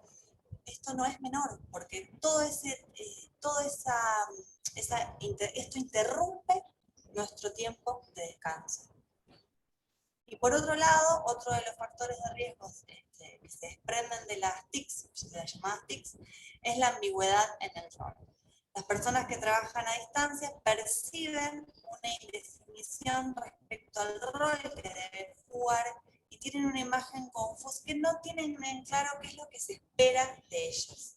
Empiezan a dudar hasta dónde es el límite de sus responsabilidades, hasta dónde son sus incumbencias. Imagínense que trabajando a distancia esto es muy difícil de resolver, porque no es como que si yo estoy en un juzgado, voy, le golpeo la puerta a un compañero y le digo, esto te tocaba hacerlo a vos, ¿cómo podés poner? En este caso no. La distancia y la mala comunicación, insisto, muchos jefes o jefas no tienen hoy por hoy las capacidades como para sostener los equipos de trabajo a distancia, terminan siendo más obstáculos que facilitadores de este tipo de trabajo, profundizan este factor de riesgo en particular. Porque es muy importante tener en claro hasta dónde llega mi responsabilidad y hasta dónde comienza la de otro. Si no, ahí empezamos con los errores más profundos y por supuesto esto es una fuente de estrés. Ahora bien, repasando un poco, y voy un poquito más rápido para no llevarme todo el tiempo. Como mencionaba Germán, los servicios de medicina laboral y de higiene y seguridad tienen responsabilidad en esto. Nosotros tenemos que empezar a acompañar esta idea de que el enfoque de la salud laboral debe ser integral, teniendo en cuenta tanto los riesgos vinculados a los riesgos físicos, como se dicen, por ejemplo, los de la iluminación, los riesgos ergonómicos que tienen que ver con las posturas que nosotros tenemos al momento de trabajar, que no pueden ser cualquiera, porque esto nos va a afectar. Y la fatiga visual, que también es un elemento a tener en cuenta, y los factores de riesgos psicosociales. No como una sumatoria de riesgos, sino desde un enfoque global, porque entre todos los riesgos van haciendo sinergia y producen un desgaste mayor sobre la salud de la persona que está trabajando a distancia. Y a todo esto tenemos que sumarle un contexto que no es cualquiera. Estamos trabajando en un contexto muchas veces de mucho temor, por lo que nos puede pasar a nosotros, por lo que les puede pasar a las personas que queremos, en una situación de aislamiento y donde el sedentarismo se ha profundizado. Nosotros somos uno de los países que tiene las enfermedades, las causas de muerte por enfermedades no transmisibles más altos de la región. Eso no es menor, porque son además todas enfermedades evitables y que muchas de ellas tienen como determinante el sedentarismo. Entonces, todos estos elementos, los servicios de medicina laboral, los servicios de higiene y seguridad, deben tenerlo en cuenta. sobre todo para desarrollar las estrategias de prevención y promoción de la salud. Y a todo eso debemos sumarle uno de los grandes factores de riesgo psicosociales, que es la doble presencia, que afecta mayormente a las mujeres. Este desequilibrio, diría yo, entre las tareas de cuidado y el trabajo.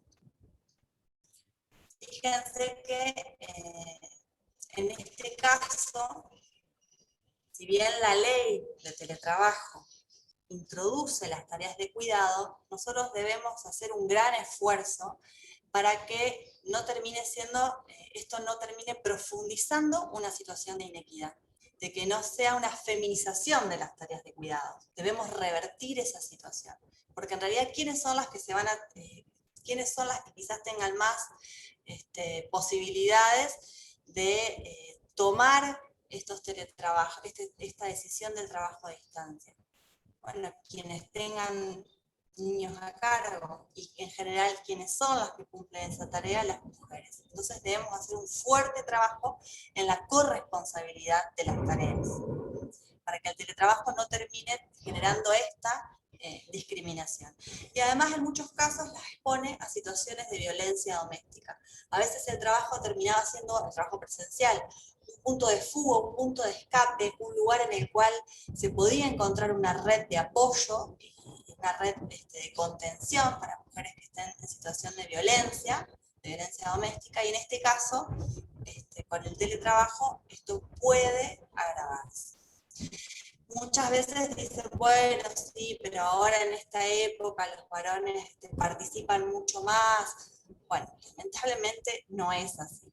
Estos datos son de UNICEF, creo que es una muy buena fuente, son del 2020, y fíjense que en un contexto de pandemia, donde podríamos decir en una pareja tipo, mujer, varón, que están conviviendo, los dos realizando teletrabajo, fíjense sin embargo que aún más la carga de cuidados, la carga doméstica, se ha volcado hacia el lado de las mujeres, generando todavía un mayor desgaste, sumemos todo lo anterior. O sea que nos queda mucho trabajo en esto de la corresponsabilidad de las tareas. Las recomendaciones para un teletrabajo sin desigualdades. Si nosotros, como mencionaba Germán, encontramos todavía grandes dificultades para que las mujeres accedan a puestos de trabajo en igualdad de condiciones que los varones, si todavía hay dificultades para avanzar en las trayectorias laborales, el teletrabajo también necesita incorporar factores que colaboren en la igualdad para la igualdad tanto de varones, mujeres y comunidades LGTB.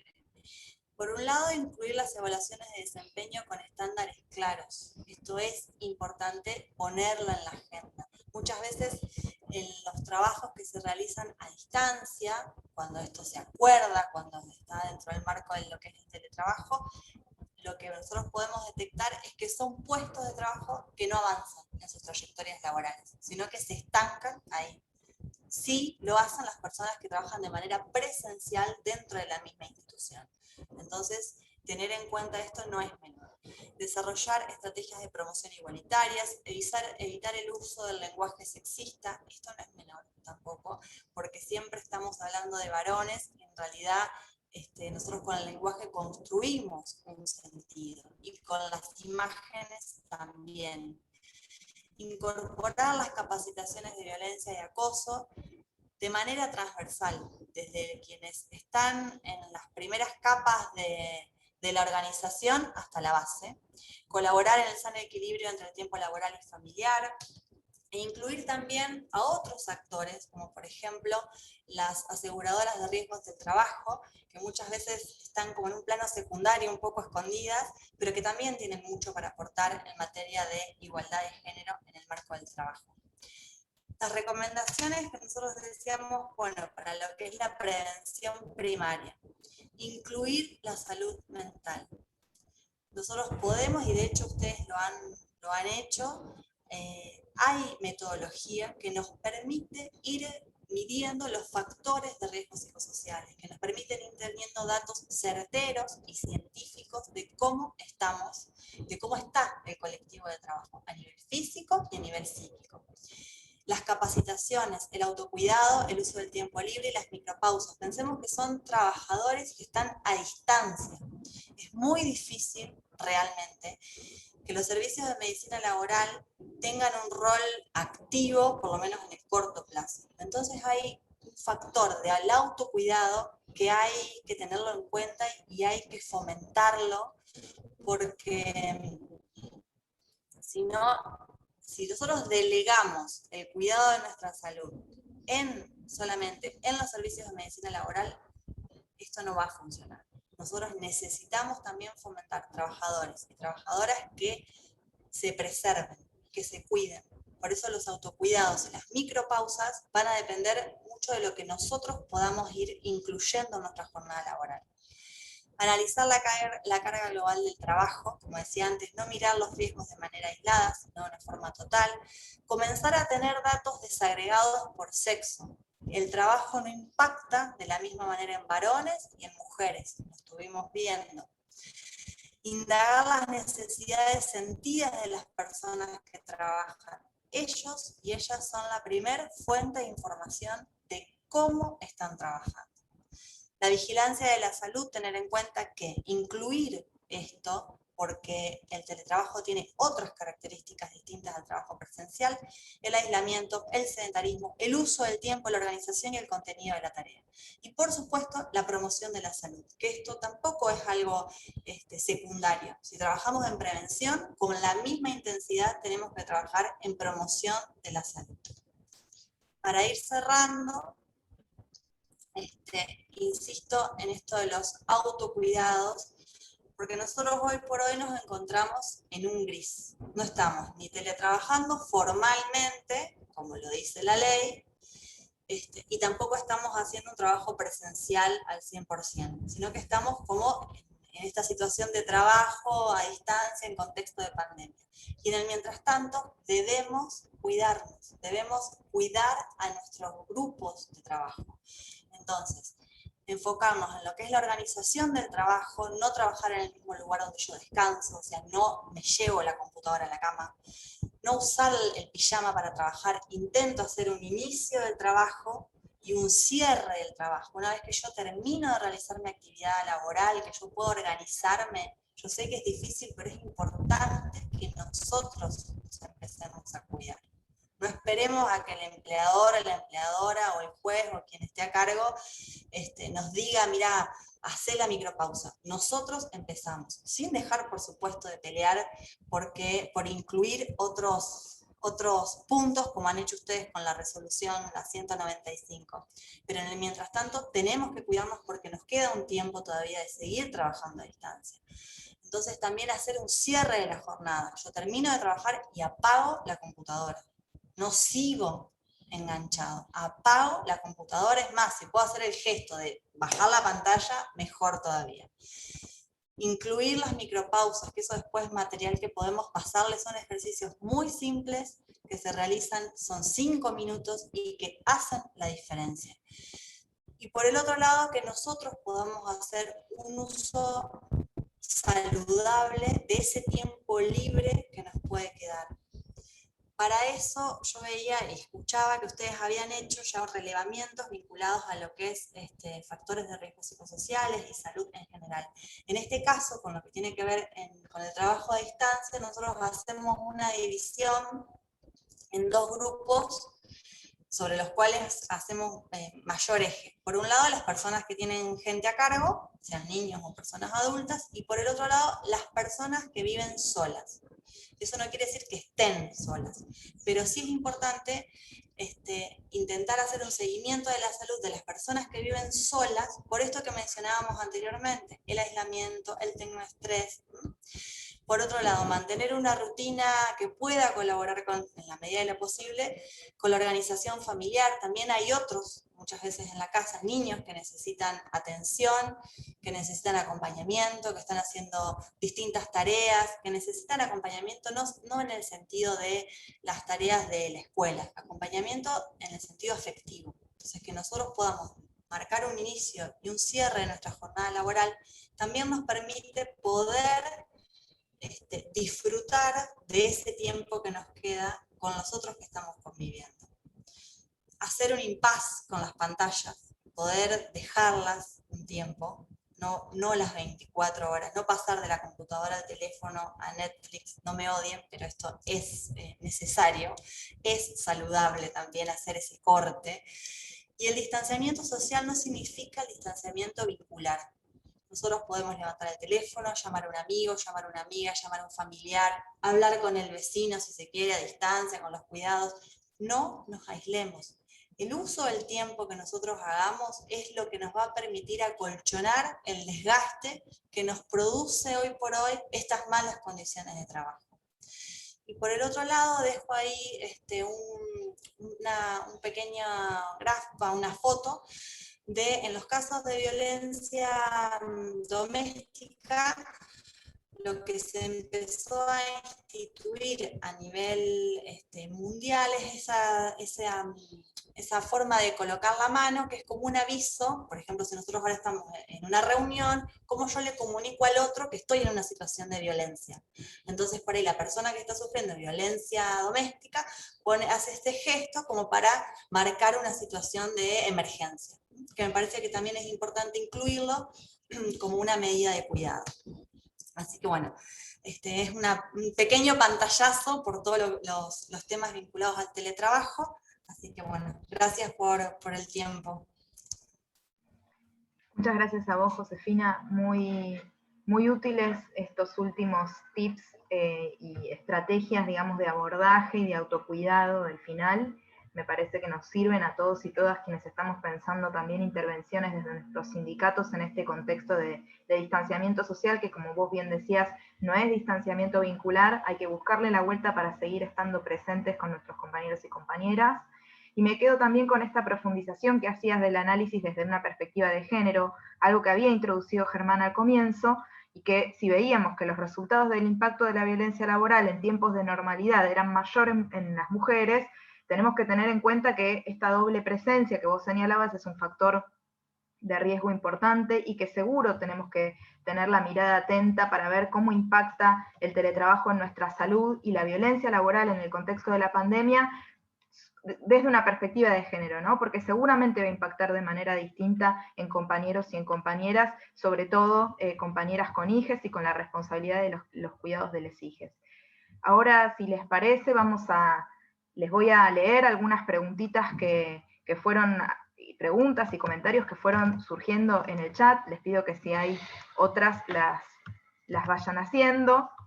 Las copio en el chat para que ustedes las tengan, Germán y Josefina, ahí que las puedan leer, pero también las voy leyendo. ¿Qué ocurre con el mobbing laboral entre compañeros y compañeras de trabajo? En ese horario, ¿cómo queda el accidente de trabajo en casa? En relación a las consecuencias del teletrabajo, ¿qué se recomienda para favorecer un ambiente tranquilo cuando hay hijos o hijas? ¿Cómo organizar los horarios? No trabajar por fuera de lo estipulado con las obligaciones del hogar. Lo mismo si se comparten los dispositivos tecnológicos con otros integrantes de la familia. Esta pregunta fue antes de la última parte de Josefina, me parece que algunas cosas ya están respondidas. Hay una mayor carga horaria, pareciera haber implícita una obligatoriedad de dar respuesta inmediata a toda demanda. Nos hacen realizar trabajos que nos corresponden a la categoría y vivimos constantemente bajo presión. Los recursos para hacer teletrabajo no son proveídos por el empleador y debemos gastar de nuestros propios recursos. Inclusive nos cambiaron el horario y no les importa el desbarajuste que nos produjeron. No cobramos la exclusividad y nuestro sueldo es el penúltimo en rango en toda la nación, y hay muchas cosas más que nos aquejan y para mí es violencia laboral. Esto lo decía un compañero de San Luis. Bueno, no sé si quieren ir abordando estas cuestiones. Ahí hay otras preguntas que luego las abordamos.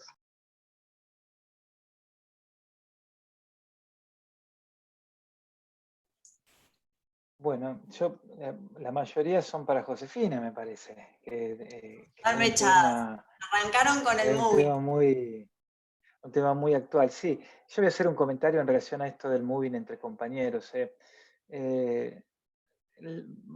Yo hace más o menos, yo lo estoy viendo acá, Chechi, que está conectado, hace más de 16 años que que trabajamos atendiendo temas de, yo diría 20, si contamos la experiencia que tuvimos en Rosario con los judiciales de allá. Y muy pocas veces encontramos situaciones de acoso laboral entre compañeros y compañeras de trabajo. Y cuando lo detectamos fue porque el compañero o la compañera estaba empoderado y se creía que formaba parte del estamento de los funcionarios, que había sido cebado básicamente, o sería como un brazo ejecutor, como hoy lo veíamos en la exposición, pero en general entre pares en la horizontalidad no hemos detectado en estos casi 20 años de trabajo. Sí, cuando existen algún compañero que, insisto, se cree que por su función está más del lado del funcionario o más del lado del magistrado, se empodera y empieza a hostigar a sus compañeros, ¿no? Y entonces ahí sí, nuevamente aparece una relación asimétrica de poder, ¿no? Básicamente eso tengo para decir, porque no hay, por más que en las definiciones uno vea que el moving, como lo planteaba el compañero, puede ser vertical, puede ser horizontal, puede ser descendente, en la práctica nosotros observamos que quien ejerce el acoso en general es algún jefe directo, o algún trabajador empoderado que tiene algún tipo de vínculo con la patronal, vamos a decir así, ¿no? Y que desde ese lugar lo ejerce, con lo cual se sigue sosteniendo esa relación asimétrica de poder, ¿no? Lo que sí, el abordaje por ahí es distinto, ahí, digamos, naturalmente muchas veces esa persona que se transformó en acosadora también es afiliado al gremio, muchas veces. Entonces, ahí en algunas experiencias que hemos tenido se ha tratado de tener algún tipo de conversación, de capacitación, de cómo debe empezar a manejar mejor los equipos de trabajo. Bueno, distinto a que sí, obviamente es un funcionario en el cual aparece claramente ya una acción más de denuncia hacia esa situación, ¿no? Pero bueno, creo que fueron 2 o 3 casos en estos 20 años de trabajo que hemos tenido que intervenir. Sí, leía ahí una de las preguntas que tenía que ver con los accidentes de trabajo cuando estamos realizando teletrabajo. Es una excelente pregunta, porque es lo que se viene. El problema es que nosotros hoy estamos trabajando a distancia en este contexto de pandemia. No estaríamos bajo lo que es la ley de teletrabajo, que como mencionaba en el inicio, tiene otras obligaciones hacia el empleador, otras obligaciones hacia la RT. Nosotros estamos en ese gris. Por eso hoy por hoy lo que nos sucede en nuestra casa, nos sucede en nuestra casa. Cuando se aplique la ley, si nosotros, por ejemplo, después de esta situación de pandemia, no sé, el juzgado o una organización dice, de acá todos estos puestos quedan como teletrabajo, que son, todos estos puestos pasan a lo que es teletrabajo, hacemos un contrato de teletrabajo, bueno, ahí la situación cambia. Ahí sí, por eso es importante que haya un principio y un fin de la jornada laboral, sino cómo estamos hablando de accidentes de trabajo. Que pueda haber también, vos pensás que en un lugar de tu casa vos tenés que armar un puesto de trabajo, donde todo esto que yo mencionaba antes, que a veces parece menor, iluminación, ventilación, ruido, electricidad, todos estos factores tienen que estar resueltos. Por eso esta idea por ahí ficticia, de decir, bueno, no sé, me llevo la netbook y me siento en un bar a hacer teletrabajo, eso no es teletrabajo. Eso es, no sé, es una propaganda. No funciona así, realmente no funciona así, porque además el trabajo con el tiempo empieza a degradarse. Nosotros hoy por hoy venimos sosteniendo como podemos esto, pero si se extendiera aún más, el trabajo empieza a degradarse y de hecho creo que empezamos a percibir en algunos casos que la calidad del trabajo, por así decirlo, no es el mismo. Bueno, porque nosotros, esto que estamos hoy sosteniendo, no es algo programado, no es algo que se está mejorando desde lo que es la salud y la seguridad, sino que se viene intentando sostener igual. Pero la gente es la que lo sostiene. La gente se desgasta, porque las condiciones de trabajo no han mejorado. Entonces, los puestos que vayan a ser teletrabajables necesitan tener todo esto que mencionaba antes en cuenta. Si no, no va a funcionar, y lo más seguro es que esos puestos vuelvan al trabajo presencial. Porque tiene que haber una planificación, tiene que haber un cambio de la mirada de los servicios de medicina laboral y de higiene y seguridad. En general nunca existen, no sé, en el caso de ustedes si tienen mucha presencia, yo que lo veo en sectores productivos a veces con otras características, no están muy presentes. Y encima que no están presentes, tienen que adquirir nuevos conocimientos, porque muchos de ellos sobre factores de riesgo psicosociales no saben, y sobre violencia laboral menos. Entonces nosotros, en ese caso, también debemos fomentar que se formen, que se capaciten, que abandonen esa mirada tradicional del trabajo para pasar a una mirada innovadora, que además genera no solamente mejores condiciones, sino mejores resultados para todos. Es lo que nosotros por ahí decimos como un círculo virtuoso. Mejores condiciones de trabajo, en todo sentido, impactan favorablemente a todos los actores de la organización y del sistema de riesgo del trabajo en general. Yo quería agregar a esa pregunta que está muy buena, sobre el tema de los accidentes que se pueden dar en el domicilio. Y ahí hay una resolución de la Super, que es la número 21 del 2020, que plantea justamente eso, que si el empleador notificó, digamos, a la ART el cambio del lugar de trabajo, el cambio del puesto de trabajo, sí está incluido ese accidente que tiene en su domicilio como un accidente laboral. Pero bueno, este es un tema re complejo, porque tanto como la denuncia de los agentes de riesgo que tiene que hacer el empleador, que casi nunca las hace, como también este tipo de denuncias de cambio de lugar de trabajo, que en general tampoco las hacen, con lo cual siempre se queda desprotegido. Pero bueno, hay que tenerlo en cuenta, que hay una resolución, que es la 21 del 2020, que justamente plantea que si el empleador notifica a la ART el cambio de puesto de trabajo, está bajo cobertura. Pero eso genera un gris también, porque imagínate que el accidente de trabajo también necesita una investigación. Y hoy por hoy nadie va a entrar a tu domicilio. No hay posibilidades de que eso suceda. Por eso insisto en que en los términos reales ese accidente no va a terminar teniendo una cobertura. Sería un quilombo eso. Porque está pensado para lo que es el teletrabajo como teletrabajo en sí.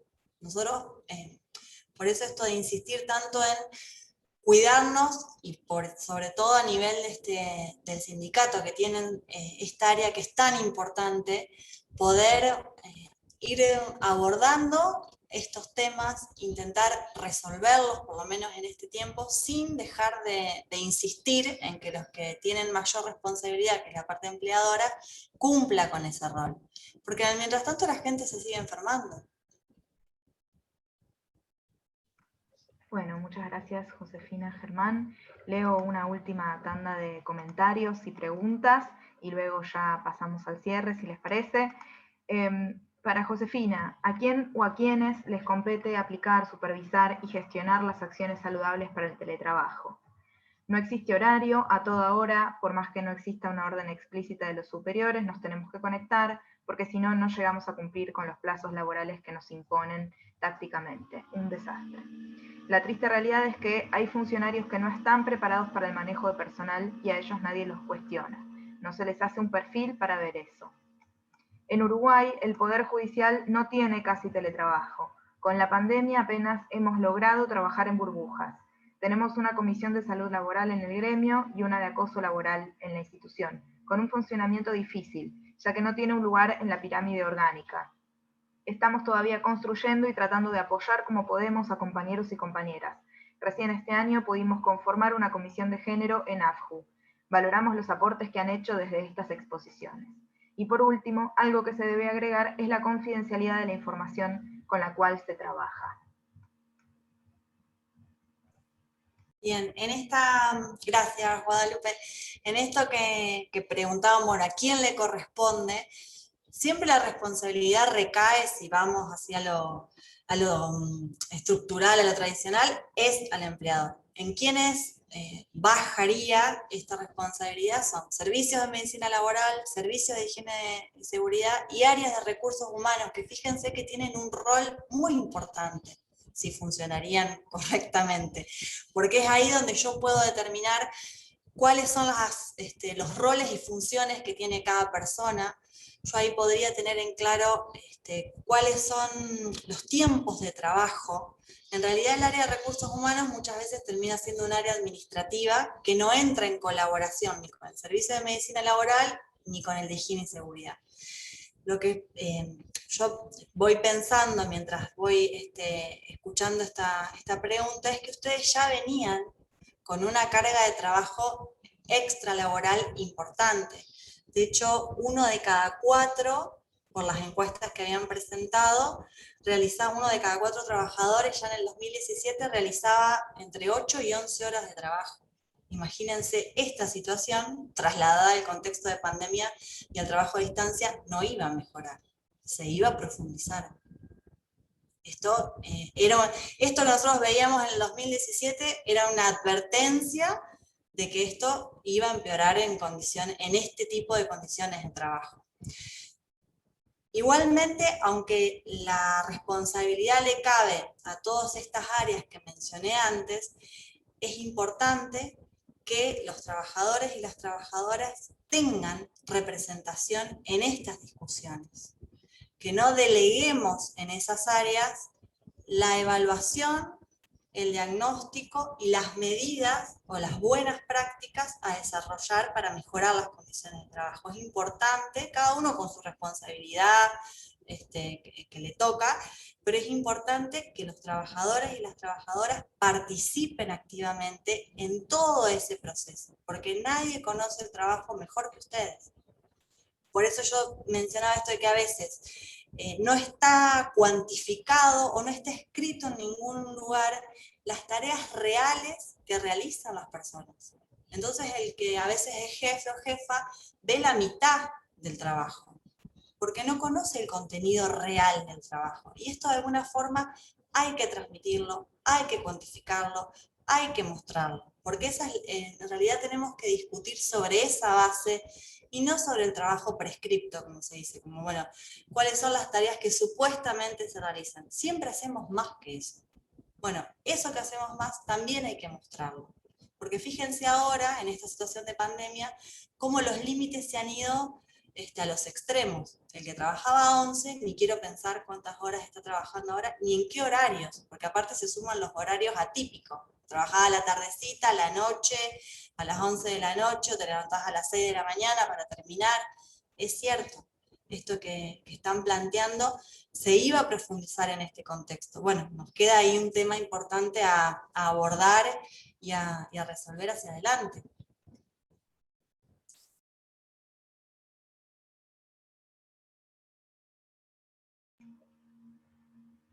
Bueno, estamos para cerrar, compañeros, compañeras. Por mi parte, les agradezco muchísimo a Josefina y a Germán sus exposiciones. Le dejo la palabra ahora a Matías Fachal para que haga la conclusión y el cierre de la jornada. Mati, cuando quieras. Vale, bueno, muchas gracias, Guada, pero bueno, principalmente a Josefina y a Germán por sus excelentes intervenciones, como siempre, como nos tienen acostumbrados y acostumbradas cada vez que tenemos el placer de poder compartir con ellos. La verdad que no solo, digamos, que adherimos a todos y cada uno de los conceptos que vertieron, sino que además nos seguimos enriqueciendo con eso. Todo lo que planteó Josefina específicamente respecto al teletrabajo, la verdad que creo que no deja lugar a dudas sobre lo que esta herramienta es para esta etapa. Y lo que puede traer persiste. Ella lo dijo muy claro. No digo que Germán no, obviamente él abonó en todo lo que tiene que ver con la violencia laboral y justo el trabajo, lo que hace es profundizar, agravar esos problemas que traemos de antes, porque está toda esta cosa también de la presión, ¿no es cierto?, más sola, casi como que invisible, porque no se hace en la oficina, delante de todos, pareciera como que siempre es a puertas cerradas, porque es en el WhatsApp, es en el mail, es en un llamado telefónico, es en el sobrecargar de trabajo, es en esto de que no haya jornada, de que no haya horario, de que no haya respeto a nada de eso. Todo eso es la violencia laboral profundizada en esta etapa, pero todos los conceptos también, ¿no?, decía que introdujo Josefina, son brillantes. Esto que ella señalaba muy claramente de que es una fantasía pensar que el teletrabajo es me voy a un bar con la computadora a trabajar desde ahí. Una fantasía más que tienen los compañeros. Digo, acá hay gente de Neuquén que tiene y de otras provincias que tienen unos paisajes hermosos. Tal vez ellos sí lo puedan cumplir realidad, pero acá hay una fantasía de que con el teletrabajo para siempre nos vamos a ir a vivir todos al lago Lácar, ahí a San Martín de los Andes, con vista a las montañas y al lago y a trabajar desde ahí. Y la verdad que eso es una fantasía justamente.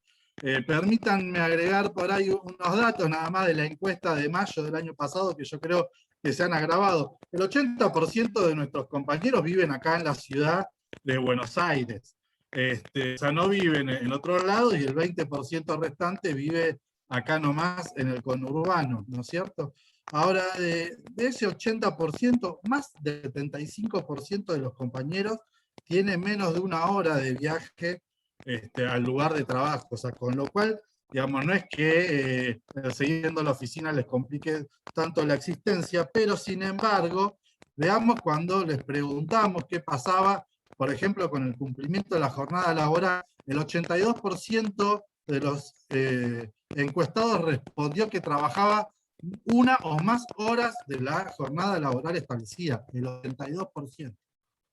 Es decir, que solo el 18% trabajaba solo las horas que hay que trabajar. Tenemos 7 acá en el Poder Judicial de la ciudad. También el 45% manifestó que el teletrabajo le generaba de medianas a muchas dificultades.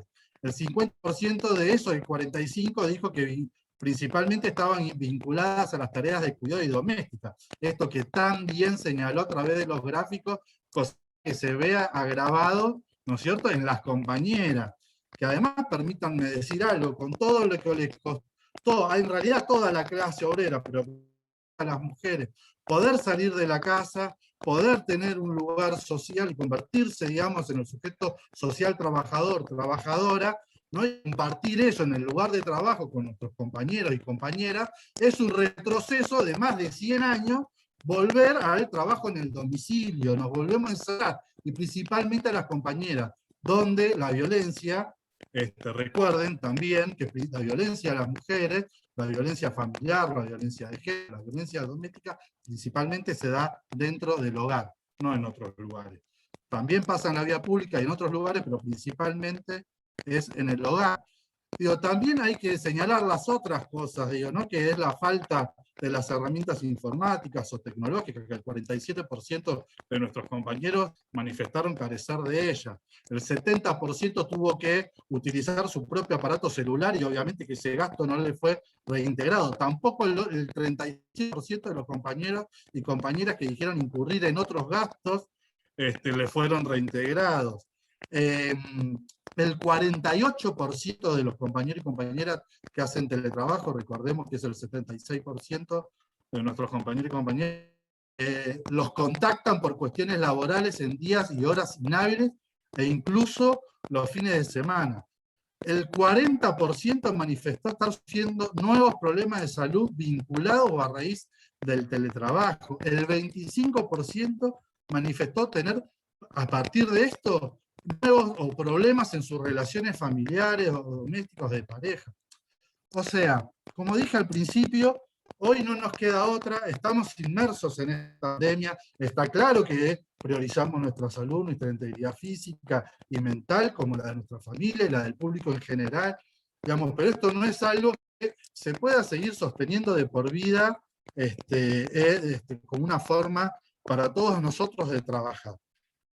Más allá de esas buenas regulaciones, nuestra regulación que hemos conseguido es muy buena, está basada en la ley que fue aprobada en el Congreso, y es más, yo creo que la mejoramos incluso, tenemos cubiertas cualquier cantidad de cosas, desde pedir los sillones, las computadoras, los reintegros de algunos gastos, los gastos de reparación, a su vez a los que tienen que ir a trabajar especialmente, que se reintegre el costo de traslado. Ahora, esto es algo excepcional, es algo temporal, que todos esperamos y toda finalmente se termine, que nos podamos reencontrar con todos nuestros afectos, con nuestros compañeros, compañeras, socializar, compartir en el trabajo, seguir construyendo nuestra organización gremial. No nos olvidemos que esto también nos impide en buena manera la construcción de la cohesión de fuerzas necesaria para más y mejores conquistas gremiales.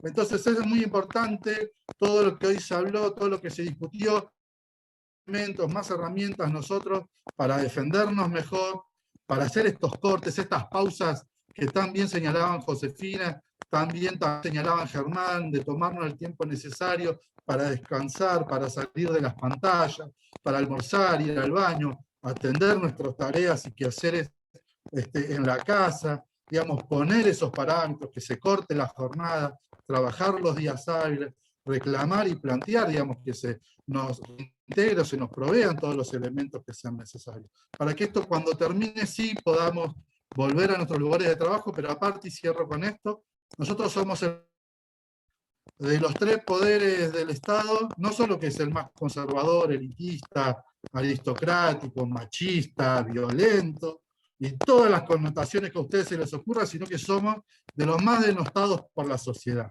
Los que nos ven como algo oscurantista prácticamente, en un lenguaje engorroso, que no llegamos a tiempo, que no damos las respuestas que nuestra sociedad pide o requiere de nosotros. Si nos seguimos guardando o escondiendo en nuestras casas, creo que más lejos todavía vamos a estar de eso.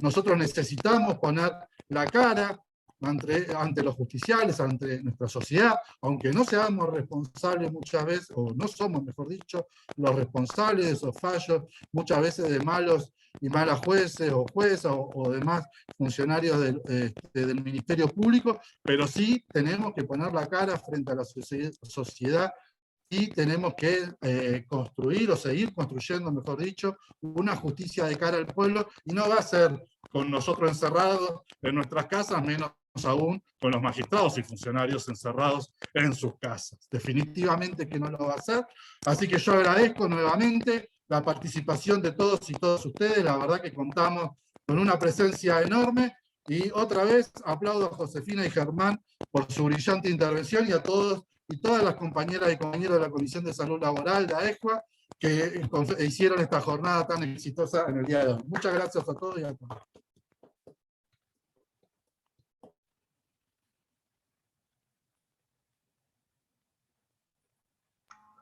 Bueno, muchas gracias, compañeros, compañeras.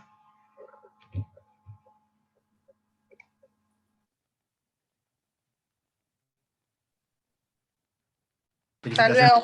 Gracias a todos por estar. Saludos a todos y a todos. Hasta luego, compañeras y compañeros. Saludos a todos.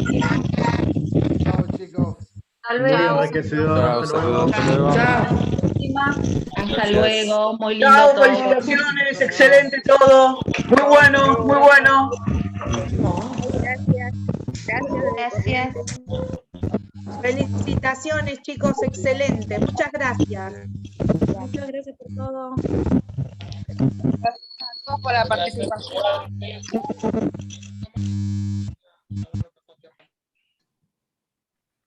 Chao, buenas tardes.